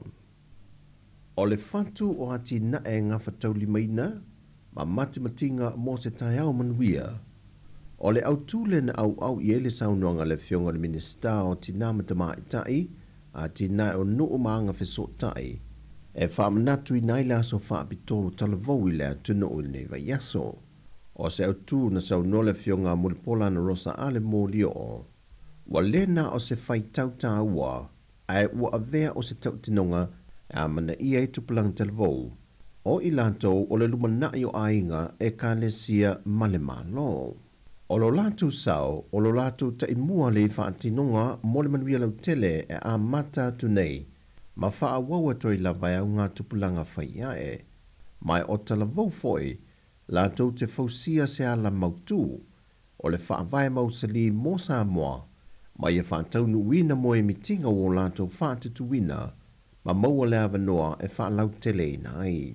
E whāwaenga tā ua na wha mamawhare saunoanga le whionga le minista, o whainga wha vai matupulanga talavou o Sāmoa, o le a whaatino ina le lauliliwina o le whainga wha vai mō tupulanga talavou, ina ia iai miti mamana ongo tupulanga Sāmoa, o le whainga wha vai le nei o le a whausia ia tina enga e tai lawe tupulanga, e loa tino ai swinga mō lumana I o Sāmoa. Whatasi e ma wha maumonga tu whatasi wha teknolosi mo tupulang talavou, le ua amata tu whatasi ai se tusi a palai po se application mo tupulang talavou. Le ua ta ua le youth-led app, e whainga wha pa anga ma le UNF pa, o se tauma whainga e tu whatasi a wha maumonga o matau le soifua maloloina, soifuanga whanau maloloina, o awa noa tau ngā ruenga, Ava no wha skol sipi mo le tele o isi vai ngai maua I tupulang talavou o Sāmoa. Ma wha maumonga patino molo lato watina enga, I se vai ngai tasi le wata o le youth-centric digital solutions. O le wha malo se le whionga le minista ia mo le pola na rosa ale modio, o tau o tupulanga talavou, O lo iai tai mo nei matai au, ia tutu whaatasi, ngā lulue whaatasi, ma fausia se Sāmoa manuia, o lo o tātou moimiti iai. O lo whaua wina na whaatala no ina tu la whono tau whaofil teu wal whaavai rua whelua se whamalwha, e whontanga al pāremene lo whaanga solo le vai aso nei, ai o lo li lifa ma mamafa ia teu ngō tu la whono tau whaofi, e le tu la whono whanua masua whalua whelua se whamalwha. O le aunga ma le autu ia mawhai o nā ia ai le so tanga tu whaatase, o whaamasino ngā Sāmoa i le avea i o le whaamasino sili e whaauluulu i ai whaamasino ngā umai lua. Le elfi ai ma le whaamasino ngā tau i mata o pui le vāo tangata ma sori ngā tu la whono, ma le whaamasino ngā o whanua ma swafa. Ina ia toe whaavai ai le malusi anga o le pule o le whaamasino sili, ma le whaamasino ngā tāru sanga, e lunga o le whaamasino ngā o whanua ma swafa, e pe a whai ua a fia se a ia te taua se tasi lalo o le whaavai. Ina ia mawhai ei o le whaase e atu le malusi anga o le whaamasinonga sili. E toi whai ei se whaai unga e lunga o le whaawinga ina ma le whaamaluina o le whaavai. E aia ia ai mo le tōwhia ma le tūlanga ngā waa o whaamasinonga sini o le whaamasinonga sili. Ma isi mata opo e wheso tai atu iai. E na fisiringia fu e telefou le fionga i le loia sili tūla whono tau whaofi, le ua wholasia nei luma o le pāne mene, ma sona fina ngalo i teu ngā o le whaavai. Tūlanga lama nao tato tūla kū whaavai, mana om yel bua bai tōru tam whaiong whaasia. Tūlanga nā tōnoro ye se sila fio le fionga pāli yaman ni sā ai o tato nukta ai hua lapa te ni paita wai whaatōru o tato tūla kū. E le parlemene e se fulma le valu no folo se e iai le partia le JPP, ma le tolu se fulma le wha o lo nofuia e le tātou whainga mālolo tu lai. O lo tōng whitia le mota ngase ngase e le tamā limas futolu tau sanga le matua maile a fio anga o lano i Savai, na ia whaafoina le loli toso maseni a le kompania le vai sa la whai, le na te whaitua ma le ala tele i le a fio anga o vaipua, ma moulu atoa atu le pito i lumai to tonu o whale tele māloa se tasio a inga. Le na whaaftei e le sui kumsino mtanga ruenga o leo papali i Monalisa tia i kete. Le le iai o se tasio le a inga i lea te mintu point whaala vilave, se mamanu e mauma waise soi fua. E lua maoto le a inga na whaale angaina, ma o la lato whale tele māloa le na tofu i ai to tonu le loli, na pauane i ai lalo le tau walunga le whale matanu miai. Le na fesoa swani i aitangato la fio angai au meia e fafo le tamā le na whaafoina le loli, ma au inatu i le whale mai. Sau no papali i o loo masalumia, mo whaale tonu tau fio le loli, na mafuai o na tula i mai le whaala vilave. E le whaanga solonga le whaamasinonga le mata opo o le tamā ita i tusi solo la wiloia papali i sia whekel, wa ia i o inai mōli angai whaa, e au fielu umia leo nia o penga matautia, fasio tangata pa i valea ma le whao o manua, peitai o le mōlianga o le fasio tangata wha moemoina, o lo o ia te e na pea. Peo na sila fia o le mata opule nei na maliwa se tina polo fesa fitu se fulvalu tausanga le soifua, o siu senga ma Amerika Sāmoa, e le masina uni o le tausanga nei. Na whaania e le loio lo tu lai mo le tua leo, o se feuta na inga le vā o i lantou ma le loia o lo tu lai mo le ua mōlia, na talo sanga i nai i lantou, o le a i o ina i papali i mōlia ngai whā, pe a whai e whau i tua le mōlia ngal fasio tangata wha moe mohina. Peitai e le i o ina e loia le tua leo, ma e tu ina tu pe mōlia ngai lima i lumo le wha masinonga mō lona wha awawina le suenga. O le aso iwa o le masina fau atu inantu le whaamasinonga e lawi nai le whaai unga, o le talo sanga le loia o lo tu lae mo papalii, e au nasa uni sa polu. E te talai papalii tua, e ta lia le masina o mati i le tausanga fau, e ilo ai mōlianga o lo ia te ena. O tala fau ia mo nea sotofi manuia lo tātua tunu u, whaasoi foia.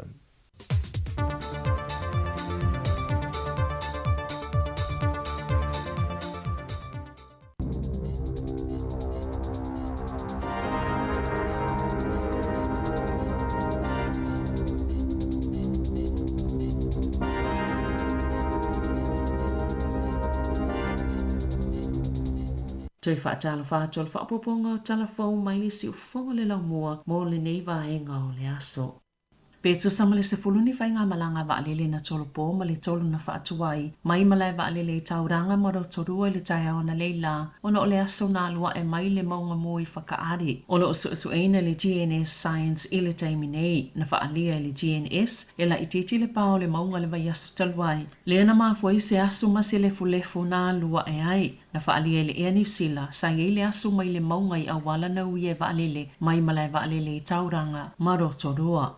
Na whaalia se polo fesol to la fono Andrew Kedis, o tau mawhaile ta mai tai whaipule Darlene Tana, i se ngā ioi ngai whaasawai oia, ina ua whina wele oa a fiele whai numero sui whaale vaenga wha upawhaile pāle mene, e ala le whaawawai pia ona nofo le pāle mene, ua mai ona whaalia le whaipule, e le mana oe wha mawai, ma sa tala whia ngai lava le filifilinga oia, na tusialo i atu ta itai le vaenga wha upawhaile green, i le ta mai tai whaipule, ina ia wha mawai ma le pāle mene, o le mo se te mo le a whaisi fonu tanga wha apitoa, a suyo le vaenga wha upwhaiele green, e sa ili ei pe wha o ngā litu la fono o le party hopping legislation, po le suyo le vaenga wha upwhai o fia tu iai, e ave e se ai tana mai le pāle mene, o le whaio le tu se tau a atu le whaipule, o se tu unga leo le tu la fono, pe ta ina wha manino le le ta ita le green, la te le whaiele whai unga muli lava, o le tu se atu le fonga whatalai, e au noa ma le langolango suyo le vaenga wha upwhai. Sa tali atu le whaipule le tu se ta le green, o iena filifili o se list MB,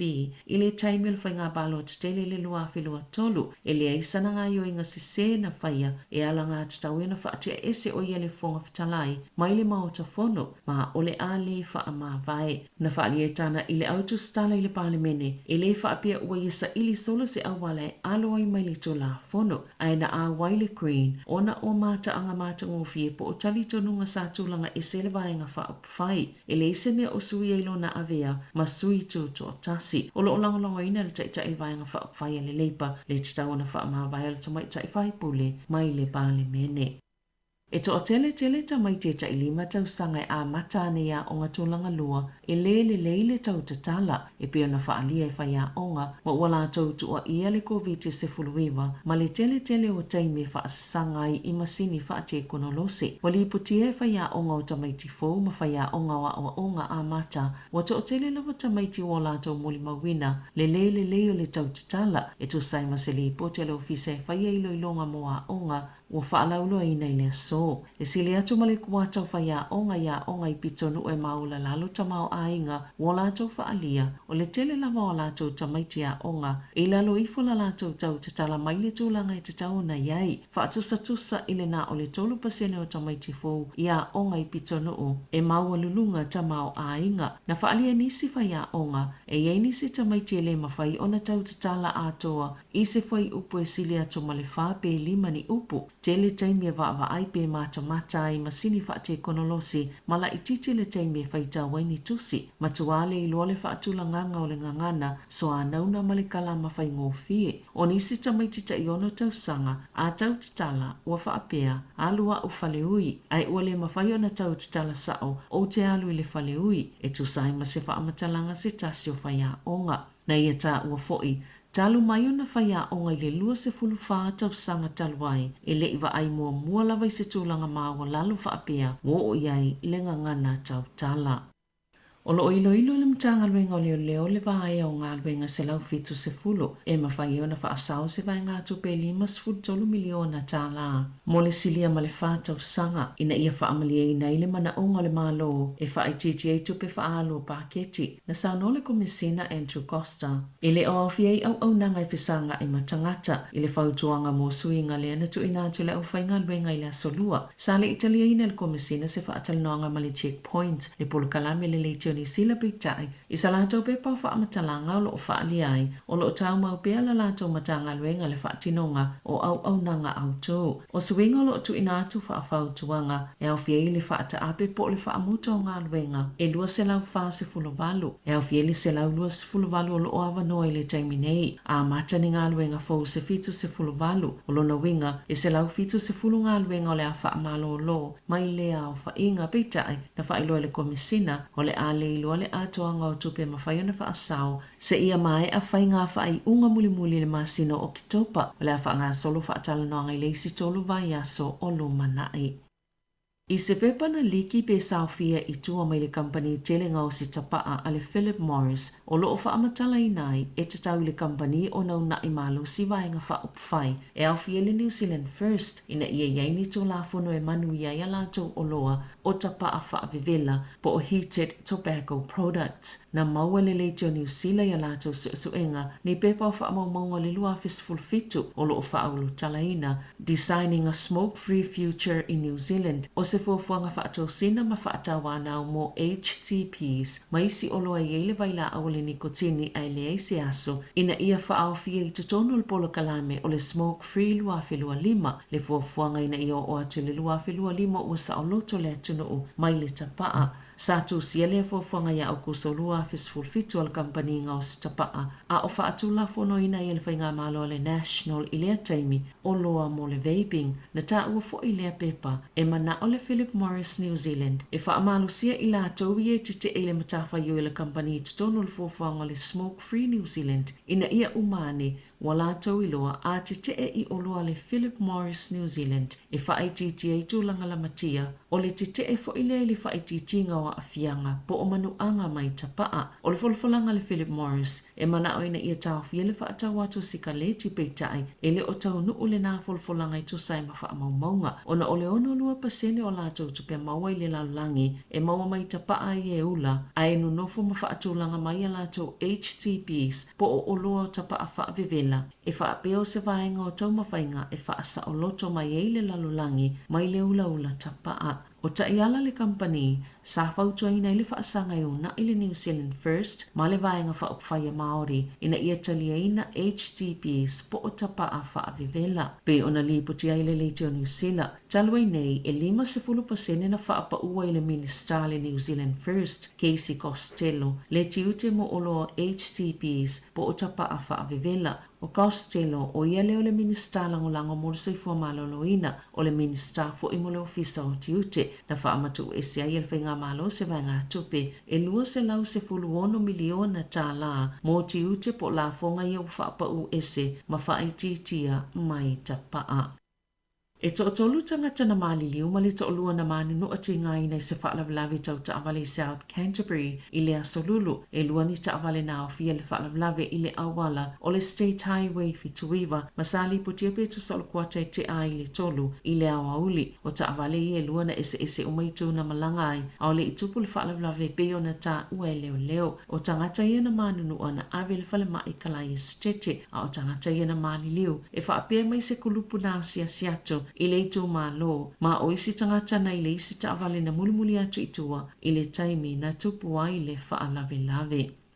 Na whaalia le company New Zealand le Sesbury, e le ilewa atu nei sa whaamai ai le mata upu le suenga, mōlianga, mani whaasalango ni tangata so tolu saina, ona olo lato whaatawina atu lunga o penga of so inga, o ni whala au aina na tuto ina i tutono le atunu ai olo pipi i ai whailonga i le moni, e whaapeo ni whailo ilo o oloa le Sesbury, i se taua o whaisilia ma le fitsela wafe, tā la New Zealand. E ta i tolu tau sanga mamasina ta iwa o whaasala ina i le whalepui i lato uma, mo o whaatanu ina i tutongi ni salatu e 5 afe yuan. Po le selau 25 afe tala New Zealand. Mo molia fo i company ngau si oloa ma company e whaatau mai, ma toi whaatau watu oloa ma au nanga, na whaieia whaailo ilo pepelo oloa, ma toi ina atu i tangata i tolu ina whaasalaina, ma olo o whaanga solo pele ma ta upi molia ngau company. Na saunole so upo le Sesbury, Tim Clarkson, o whaasalanga ua whaie tangata i tolu ia ua maea, o whaailoa toi se fe au malosi e tuli loa lava tangata, olo o whaieia whainga tau whaasese.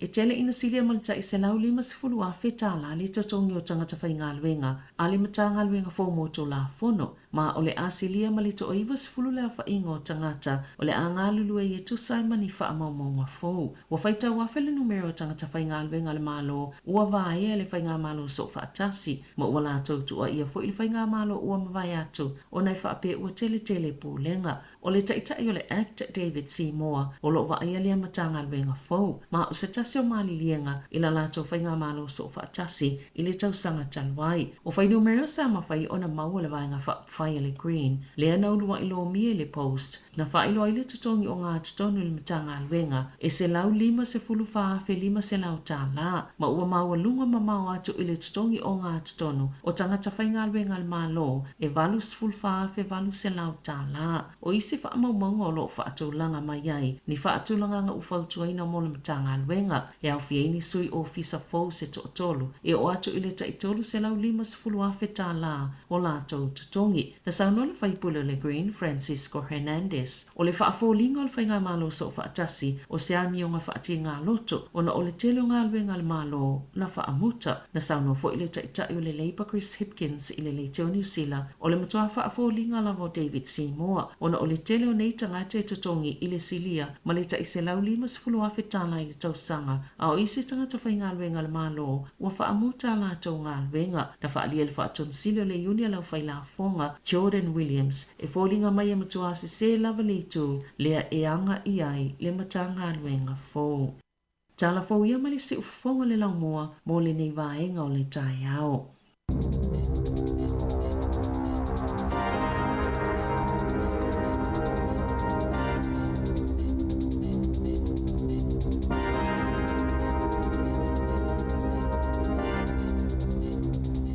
Ta alofa wa o le tiongi e fafo au lalo o le tia maa a fonga mai pea i le si fonga o le lau mua i Wellington.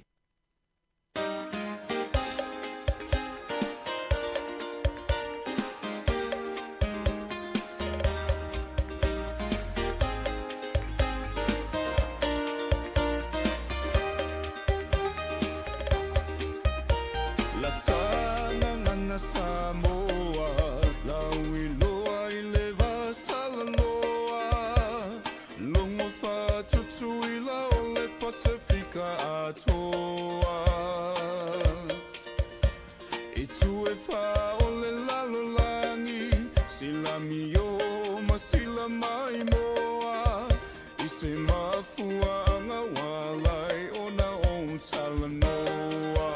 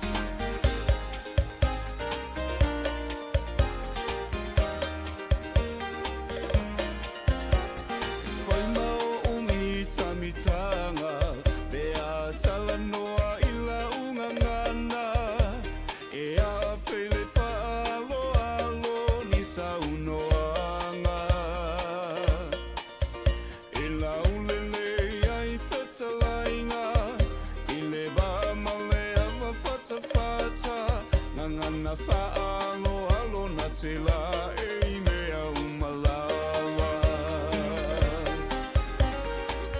amo ia taua i lo tatofi mai le atua na tafasino manga o lau ele mawhanua malatanga nu whapea ngai whanua I'm a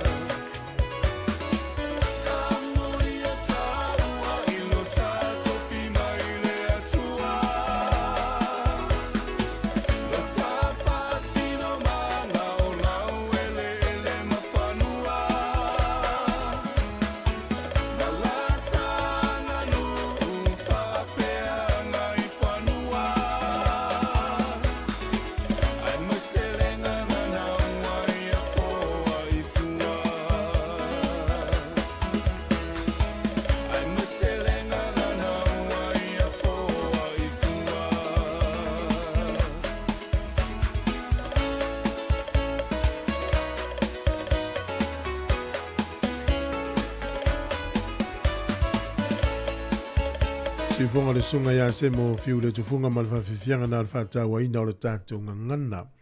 Pena la tatu fa longo nei il tai o telefone na fonga na to sevelina. O le suinga na le welinga ngana le te mini pio mai tau ina fe ya onga. O le mai tau fa ya onga ni usila. O tamiti e le va o le ono lima fa solo mai lano tau sanga. Le matutua lima po le ono lano ifo. Mai tau ina la fo ile aini ele ato fo upu. Lele wa fua te min nei ya o ina leita to o te alu o te whaatau i le whale o loa. Ia o le mele wei ne ia o sui la a o whaatau whale o loa. Ia o le o mai tau ina tu langa na o te lofoi. Na tātou whaalongo i ngana whape ia soi ina watu nei tangata asia i Sāmoa. Pena whai alama anganga vo ilele a tātou. Ia tātou sia ia ua ne isi swinga tātou le fau le tau te anga. Ia tu i wha ua wha whiwhianga le tai au. Si u whonga le lo mua luso whaminu te ute ele iwa.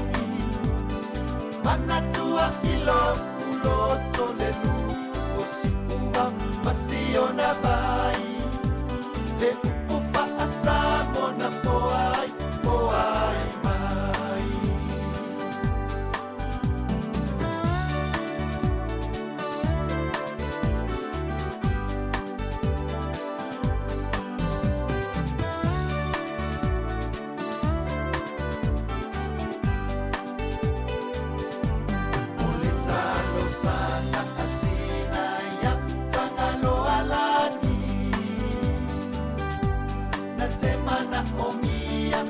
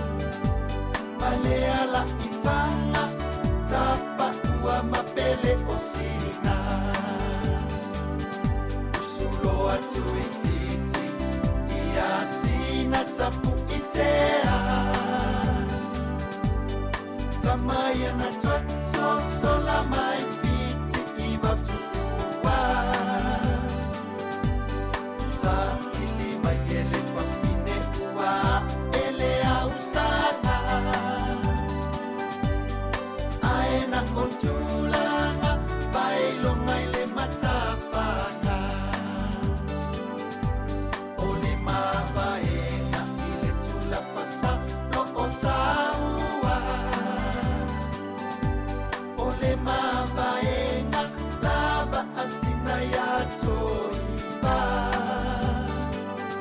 o ile afiafi o te tuma o le talisuanga o sole fetua o sauniloa i o whaiva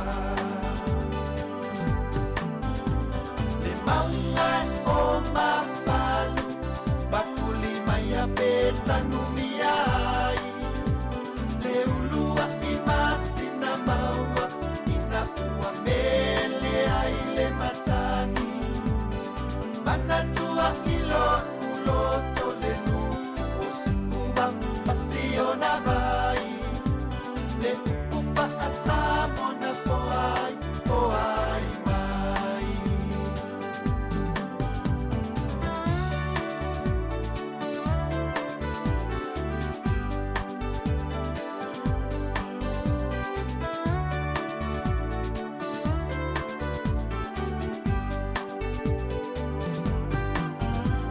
o upu o sio unupu a fio tapa a male matua Sāmoa e leo ina mua i malailo na talaanga ina ua ingoa male mama i le ala taua o whaalupenga na walawilo ai Sāmoa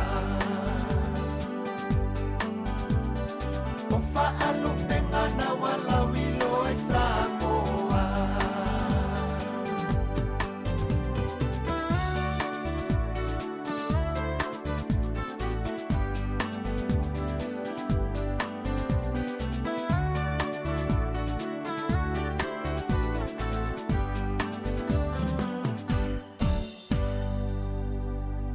O le whawhonga le tautua le siwhonga le lau mua Wellington nei tai au o le aso tofi taimi ni usila toi luas fulu vanu minute i le se fulu. Whai tau nisi o tala la tamai le tau mua whai foi leo o atunu o laulangi e whata ua sisi o manga e mese tuwing o le tau au se tālia le ua pāsia i se ina o sainia le minista o le sisi o manga Australia. Ia se o ngai ele tele lava i Australia o le whatutu ai ia mo meo malusi anga whaile tise fo ile mau mai le la. E whapefa mitalanga a whausia le no fuanga lea mamaia. Ia o le no fuanga pito sili lena te le laulangi atoa e se fulu male lua hectares, se fulu male lua afe hectares le te leo le ele lea o le a whausia i whapitoa le vaenga nei. E pu e ai le malosi o le la e fausia ele tise mai manui ai tangata e 3 miliona i tono Australia ma nei fo ile tala la wi sa mo fo va fa pe la utato vai o tutulungo fale o ainga o le aso na fino va vai to ile tala o le matati ana fa mawina i fa mo monga langi se tasi o le initia o ia na ta ina ni ai se tolus fuluono ini te ase tolus fuluono ina i tau sanga vai. Au vai atu lai kitin fai Sāmoa le vau Sāmoa manu atu ia. Ana tai le di Sāmoa mai Australia la uta alu le ua Sāmoa ni ai e tolus fulu iwa i te ai ono mana tua tasi le te a e mawhaina o le maulunga o ai le ono. No inga a ono te a ai ono fo i ta ia ta i ono. No inga tolus fuluono ai. Al mela na tupu na ia me meo ta uwele leo o te ale tau lia le lile, ia e tau eila le ai e tasi. Ia nala na mau e tolus furuiva. A le vavela na pipi i meur kirikiti ala langi. Ia e whata ua le matati ala tama Sāmoa lea. Ia laki ato i se sina tuem whaina whaia. Paule au ala e wha mau i o ta alonga wha whao malo. Ia pe ta alo New Zealand ma Sāmoa, ia po New Zealand ma India, Australia. Ia o ta alonga wha alo tui whale foi, e whai foi wha mau e se foi la sanga e wha mau ai. Ia umtau tia foi la sanga o i Sāmoa. O le wha iunga le vaso nei ta alo i Sāmoa ma fiti, ta alonga le manu Sāmoa, ta alonga leo no i le fiafi whai i fiti. Ia ta tono stei mele yaso na lau meile o le tātou au. Ia o le la malanga mele manu Sāmoa i fiti vitau iai, ia ma le Flying Fijians i le aso toana i nei. Ia e malolo ia le championship ta alonga ia New Zealand, Australia, a whirika mātintina. E malolo le vai aso nei whātua whai le vai aso fou, i le aso sā, le aso mua o se tema. Ia tina uni ngalo le asau ta maa tātou ni usila nei wa uma Sāmoa, te uisisi Sāmoa vili mai stupe le wa uma la tō asau ta maa. Whatalo whatu ia lua manuai, lau pākose, si lulu Polten, ia malo lava o lea tā mate, ia po le ale wingo lau fusili o nei ni usila le lato e whasa le naunga, ia o le tele o tātou wata na wata i Wellington e māta i Sāmoa pia o le mai mō mai ai. Tasi le asi mafuta mai melepone tali vui, malo lava, Desmond Pango, Paftai, Wile Matoa Yono, ia te sia Augustina o lo whātua porokalame, te wesa ene, Fish Fishy, ia malo, o Malia Mayava, ia malo lava le soifua manuia, ma se foi le ali Sela Simo, se walunga, ia lo whatele atu mafo Eric, ia malo lava. Whau au tātou whawhiwhianga, i le nei taimi o le tai au, le tautua whau au le siu whonga le naumua.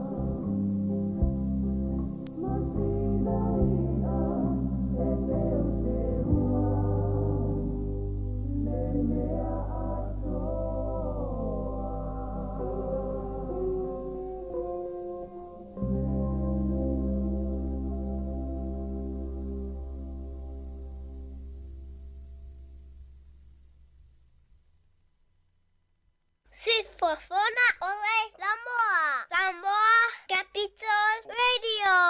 I love Samoa Capital Radio. Go Samoa!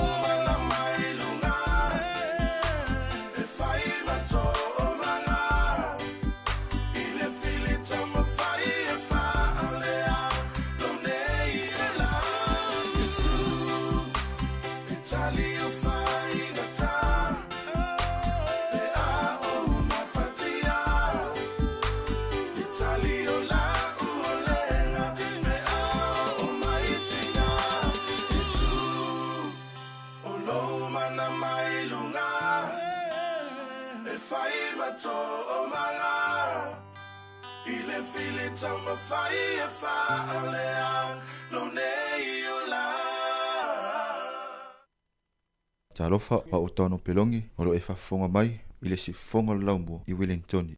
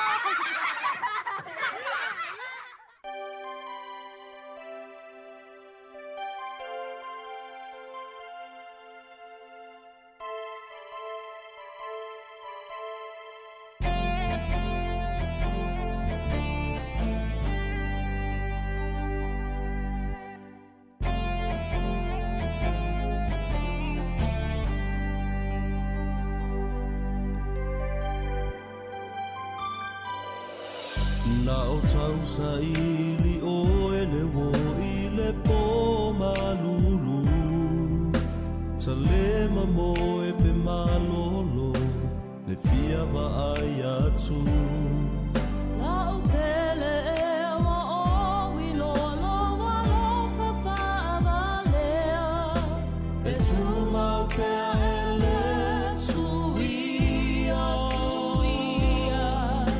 Le mosa o ele matinea Alofa moni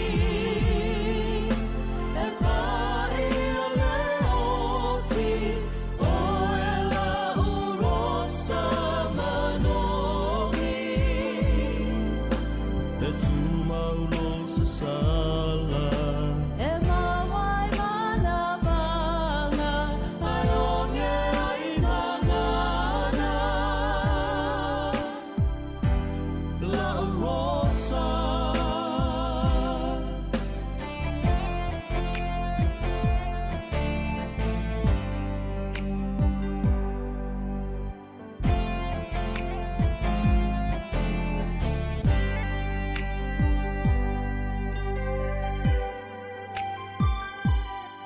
O lo la le le Wo fai ma vai lo nga la la nei Ta fia I du pe ai ai Se ia mali e le le O matane e fia vai lo mata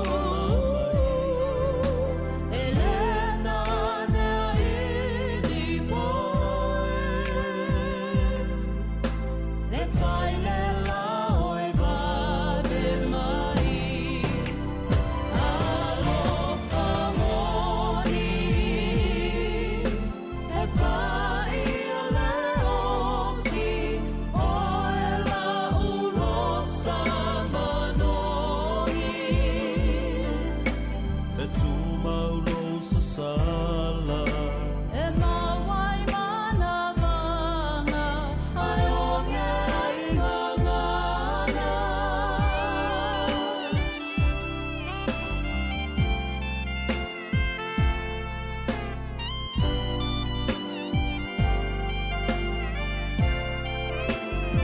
Alofa moni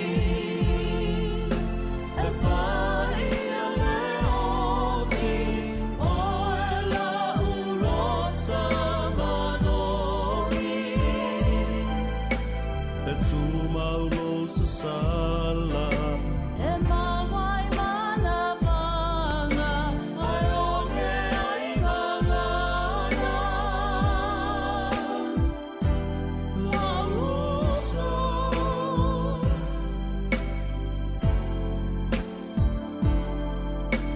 E tu mau lo sa sala E mawai mana vanga Matala mai o ela urosa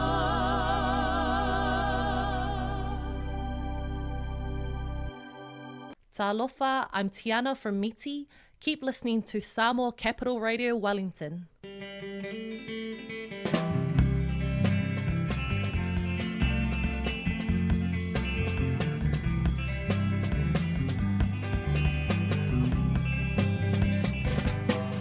Ina foi sala fai lo botu Te parila tua sibio polu feo te ilo atu E la ola au ne au le dono E ole la au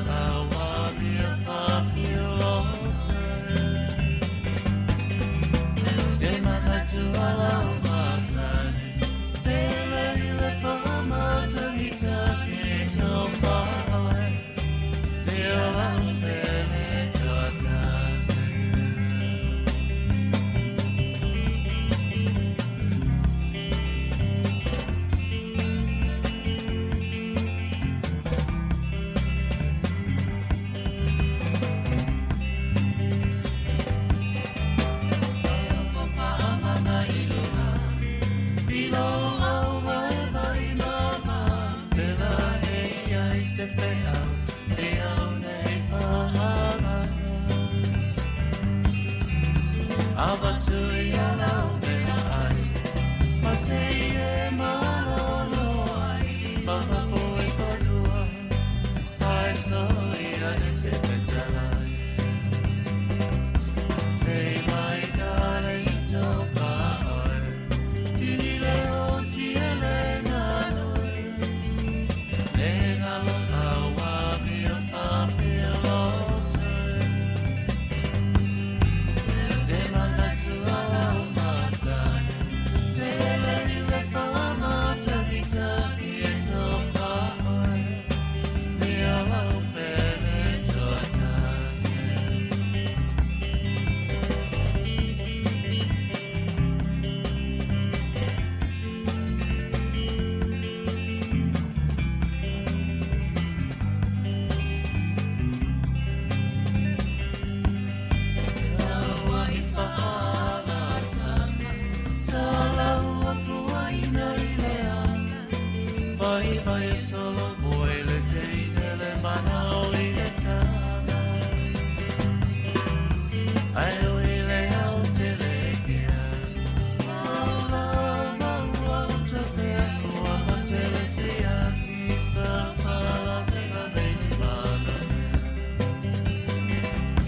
Say my darling, to whaoi, tini leo tia le nganoi, le ngalo awa mia whawhilo. Te mana tua lau masai, te lei le whama taki taki e to whaoi, mea lau pele toa tasi.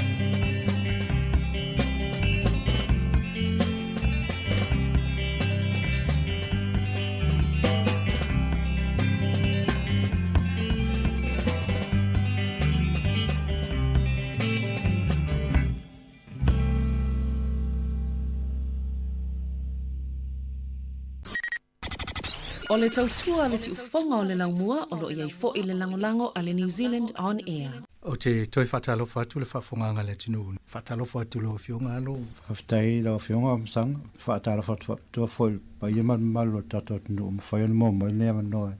Whonga ma tato whafsoa in haftai. O le tapul kalame, whasolongo me o tapul kalame, susuenga whaasain, isi mon whaamtalanga. Sa taltala noa i whaalieleanga, fua whatoanga, ia ma baila au lo i te tonu, ma leo ngai tinu tangata, ia au leo ngā fo i baila au le puipuinga o le fuala au aina po o le la au. E talta non whaamamlama i o tato au whaafonga. Livestock for human consumption. Ia, mo meo tino manufasi. Ia mo le whaonga ine whongtau mawha o le atunu. A tonu o Sāmoa, ia sola, ia e whaale tele ni manufasi mo le whaonga ine tele au ia, me ai whapena. Ia o ni asu, ia lau o tele ia, o maa moe o haia vaenga ia wa watu o i Sāmoa ma manu o Pasifika. Ia o mai fo i nei tātou. Ia toi tia le asase aso ma le whaonga ina e o tau mawhane e tātangata e ai ele manufasi. Ia peo asola. Te mantua o le titi au le au. Ia e laki pe a tol masina fto a tau se manufasi ho le tele a ia o le whai, ia o le talo o le ulu me whapena. Ia aso ni, ia o le awhetua i ia tu mai ia o whalai a le vai o le supo o le o tu inga whapena. I la fo i lava i sa mo le taimi nei alo na o i talua nei. Tele whale o lo whatau i mo meo mamue o mea ai o tele o papakiu moa o papakiu ia o tūlanga na o i tātou. O le mele mana i tanga i mo tātou le nei New Zealand. O le tala noa so o le tau le soi fuanga. Ia ma le whataunga whawhena i loa le tau mawha le te whataua. A tonu lai mwhaintatala noa i vaenga i o le whataunga o le anol manfasi. I le whaingola o whiliwhilinga. Tawa waila i le tūlanga o le soifua malolo ina lona ngā sese inga Ia wa o isi mele o le hygiene, le handling. Ia matawa e le tua inga kuka. Wa latul whale inga e whaapea mai. O le al tua inga kuka mna e whailau state. Ia maasainia o le rare, o le medium, po le well done. Ia peo nei vaenga na neil ta o ye. A o lisi lam ta upu leo te vae tui tau funa o ista tala. Ia ina li puti le ua pe ua mo mai nei I suenga fo I whaasai nisi le na whai e pe o tau fie loa e tangata pe whaafena fofoanga le tua laulang. Ma nei fo isi e mai sau fina ngalo le tūlanga lea.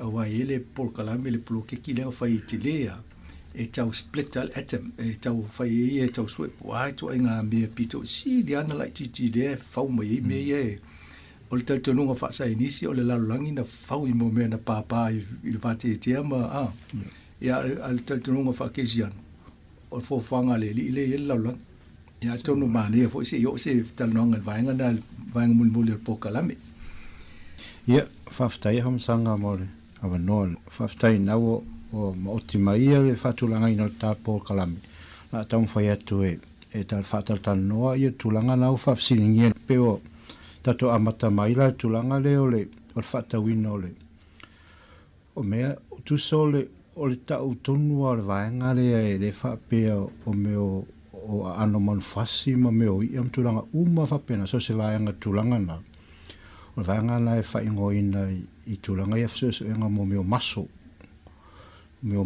le whaanga yo ia meo pona aivi se tulou le tau tātou I o ano manufasi wa le maso le whainga yo le lima ma le vai se tulou pena foi le ia le whainta tāsi si o le ia o no le maso ai amata mai la le tulanga ina la le whaatauina pe whaafeana ono tātou loa whaatau ia mea tulanga ia mua lava nei se tia tātou tulanga le masani o tupu mai whale o loa e whaapea o paule tau o me mua e aona sila fie pa ia man malo tatotunu o mea nei o manufasi ma mea o ano e ola e mo I lava ua mate le manu se tulou a nai ola e awala ona mai taulia e tātou e te lea le mau tūlanga e aona pui ele soi fo maloloina ono tūlanga na a whapea la loatu te whaloloa la whaatau sau se po se whasi pōwi po fasi maa moe po le ia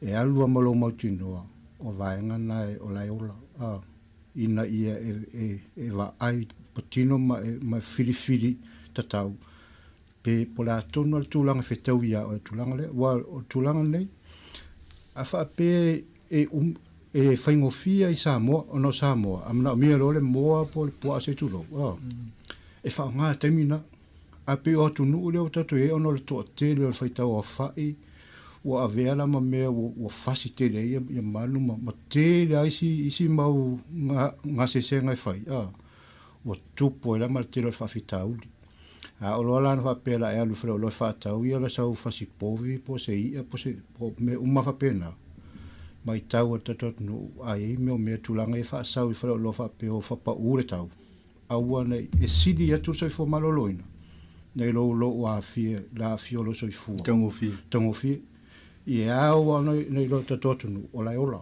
ele ole ola la whapea ua mo ua mate le me ole se tulou o lai ola tonu le faspovi po le moa e lai me le tonu lai ola tulanga la na e awa ona sila fia tata no whaitete a hipa ua me whape o le whaatau o le si mea tama whai e alu le whaere o loa wai masani ai a whape I se puta I low street wa fia tau sanga o alu ai tere a whai ngase adu e na e wai sui roa tere I loa pe lau te whaere o loa wa e la vea ai a o le pe I o whautuanga tama whai whaanga mo me o supermarketi pei o ina ona e tere turnaround time pole e sui mai e te mi uma le wheresi wa fo I to tere ata le whaatau a e alu toma I whale whasimanu I e le po a fia vai aso taati e runga I e le lo atu leo o e a mai mai I e o le si tūlanga I mea I o le whiwhilinga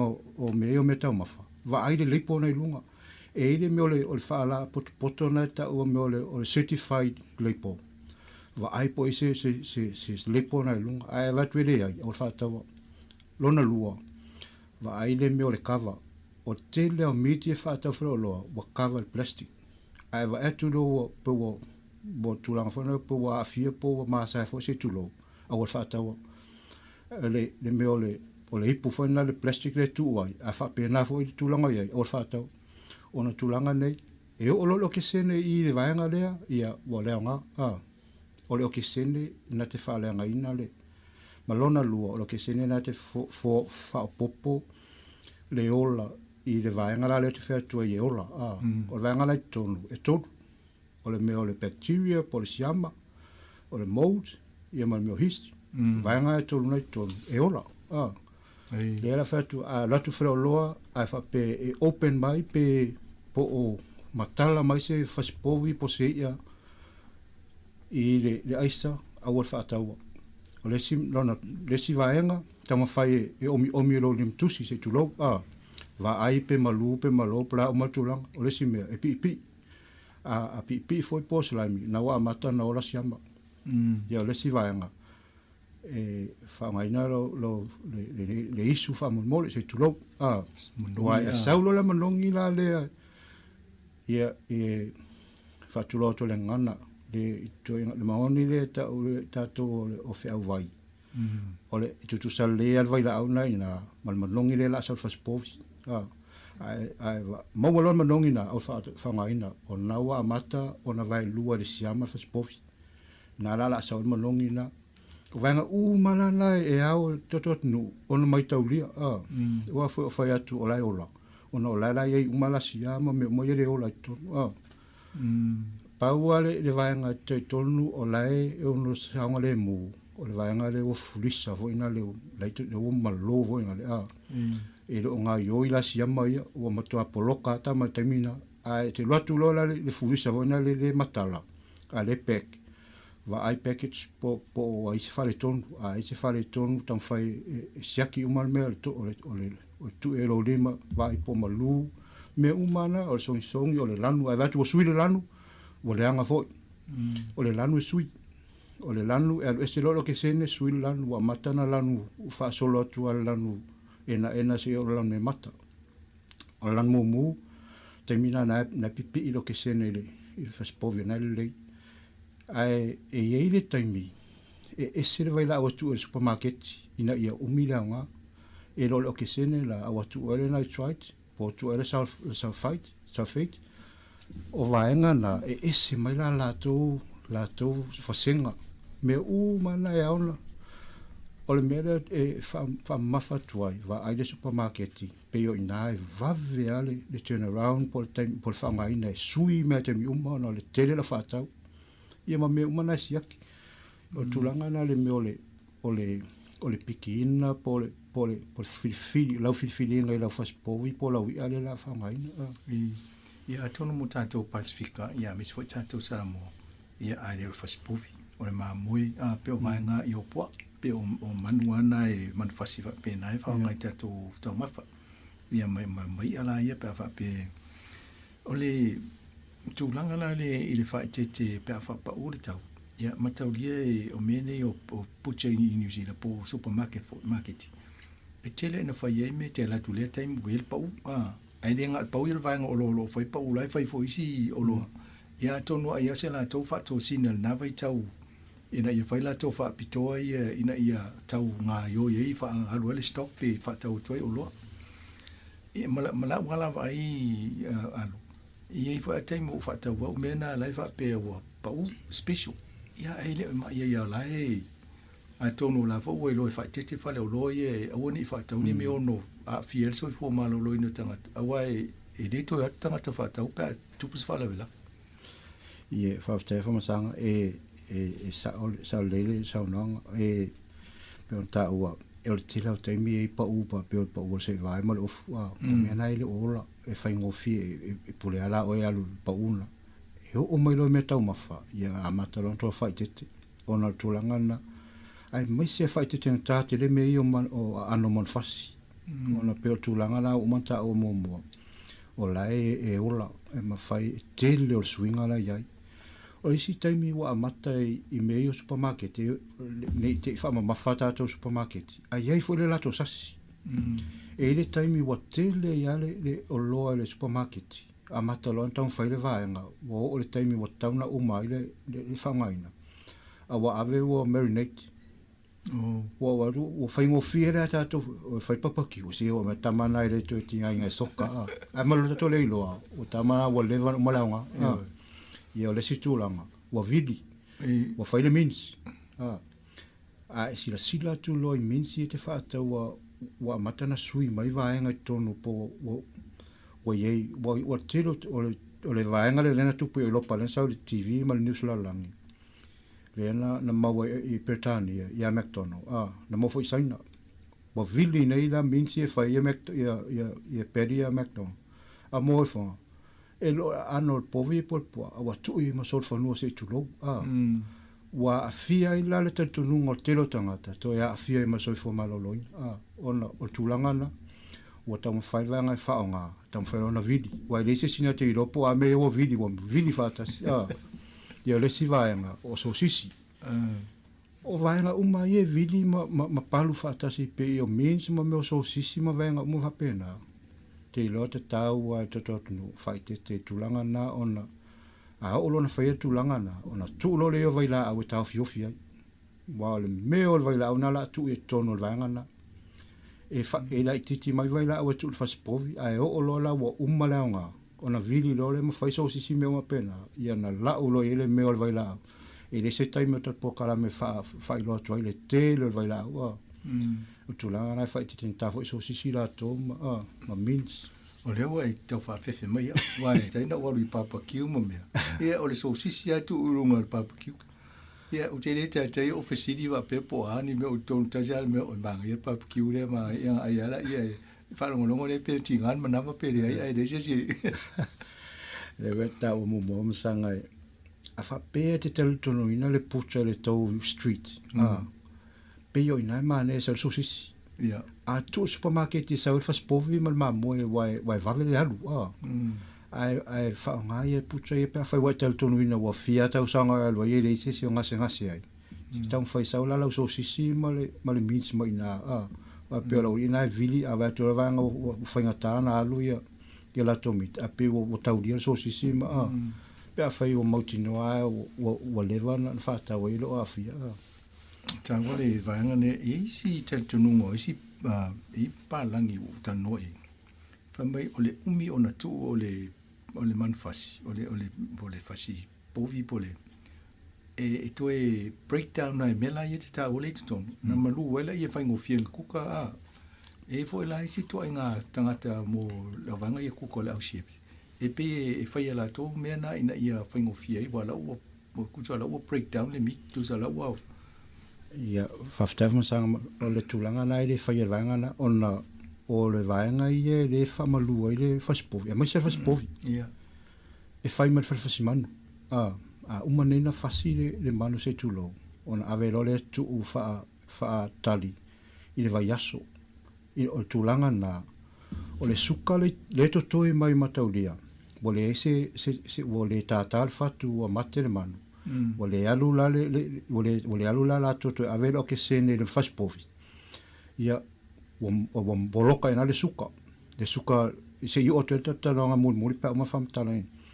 o le suka lana e fai ngoi suka teu nai maso amana miro le maso fa le suka o le suka lana o la so mali e le me o faspovi o le winga tonu ana uma lona fasi le mano tu lo i furisa i fale fasi mano mo se vai aso ina ia fa o ngalo le enzyme nei to tonu let fetu e ola o la uri lana la ngalue e fa nga ina le suka lana o la fa malu le mo mai la le me le acid le fa ngo ina o le lactic acid o la fa malu la fa spov la vai fa spov au ia la tulanga wa saulo lo fa spov mai i fa simano o mai lo la i va nga le kuka i fa le aina e le to fa nga ina la va nga tulanga na o va nga la fa nga ina va nga e ta o tentaraisa po por vaenga yenta o mo istat po kala me tu na ia tu le me pa peine mo malesi la mo fe lo ia e mo fe le kiwi fruit e mo bote le ia la au lo bo fa mama ia le me tenta vaisa e mo ngai mo fe lesi ia o la fa to fe lo o vaenga na sa ai la vaenga i restaurant e va fa malu fa spovi fa malu la na fa vaila au e le whamalu le me o le pese sa malawa se tulo le sasa ia le tasina vaenga a pe o whamalu whawaila au e tuula sa ala ele mea na vaila pe vaila na ile esi a le tulanga ia whamalu al whaspovi a rato ia le vaenga na e whai mai o le whasmanu tulanga na e wha e i lunga titi ale o po le fruition degree e wha e tu ele manu mo le tasi vai aso a wha pe mana ranga wha vave pena se lua ni aso wai te le piro le tise alwai ona vaenga lana ona lo la i o le manu a to i tonu o se tane vai o mana tu i ere antibiotic pe o tanu mo antibiotic tu ulo e tonu na ona wha malu lo le whaspovi mo se lua ni aso aia wha pe o mana alwanga wha umi ina ia mawhaina wha ngaina le suka na i tonu le maso ia tasi vai aso o le afu ni mai lau e le watu nei le sa i ele molianga o nisi whale uloa e se polo kalamina wha ali ai ua nofo wha umile taimi pe fōlinga mai o la e fō wale le manufasi a le lo lewa a ye le vai la au tu o te tonu nai wha pena e pe la toto mea mana ia le a le lo lewa na tuai le whaftai hama sanga na tamu whai o te tato tananga i si wha a lela la wha aluatu anor fesidi o tulanga nai whai ngoi ngole curing po o la fa umile le meole o tulanga meio o faspovi ina ia umile lanu o meio faspovi pe taua le po masima e fa ngaina le sodium nitrite ia o le e fa tangaina la inu sila a le tulanga le i la pucha la iti e wo le fa ngaina lato faspovi o le tauria fa ngaina la vanga meta o le sulfur dioxide le la sa le news ia wa moria la laurina ona ile o tau ile o fa tangaina e tu sa le au nga o laurina e lua ona e pipi i vanga na ile meta ole o mea na ile fasipovi e loka ina e le mafaila ona lu ese le lanu mau ale lanu e o ai na saka pe po masima e le lu ese te vai a saka le corn beef wa fata tainga a saka lo faspo a se tulo wa mato te vai te mi wan la mata la fo i mal toto a saka faspo e uma mal pai a saka lo hem o le alanga pu a se tulo e pingi ke mumu ia onol pingi tirana le po loka le sodium nitrite wo no tulanga sa ile o kisene walu esene o kisene le la wo pai o tuulo ele le nitrite lokalo ina ia maulo pingi ke le alwes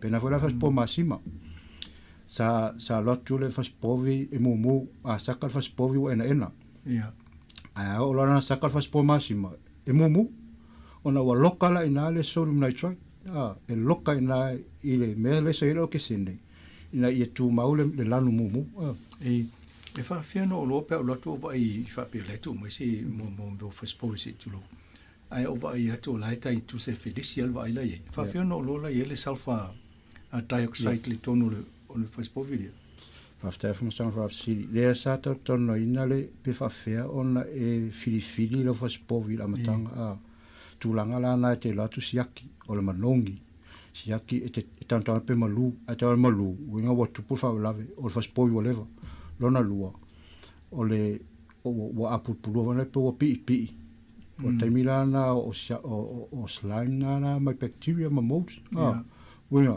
o la pingiti mai mamumu a whatever a fa pea lo la wa masalomia va ai lo ia vili le officio se fu maloloina va ai fa spovile po tu ele vai la aula bol tu langa na ina ma wala o ia na ripoti tangata ona ya tangata wa mo lu fa spovi to sa wa mal manongi na le te fa le no tau momo ala mu pe feres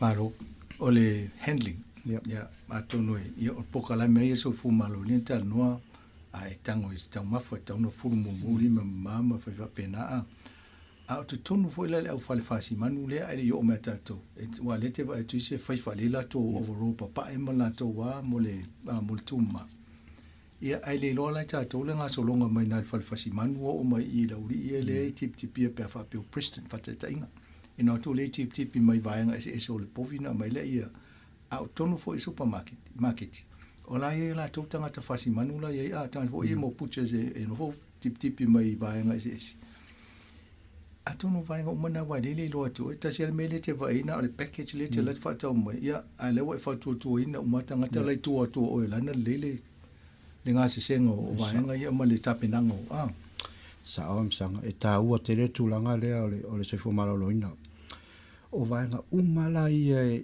le ma saua le fa spovi mai o fa simano na i fa lo mal vai nga le to fa vai ne fa spovi ile ngata o le si ama ma molds ma history tono fa spovi ia fa ngo yo o lato natural microbes na e ola fa tasi ma lato a wo to fa popo tu lo ia ma sia mo a o lo ia o tu langa tonu ala na le la wo tu por fa la pe ona si la fia mo sanga le la fa si o le fia tu langa le sa o TV o tu ina ia letters ma karoti pe o la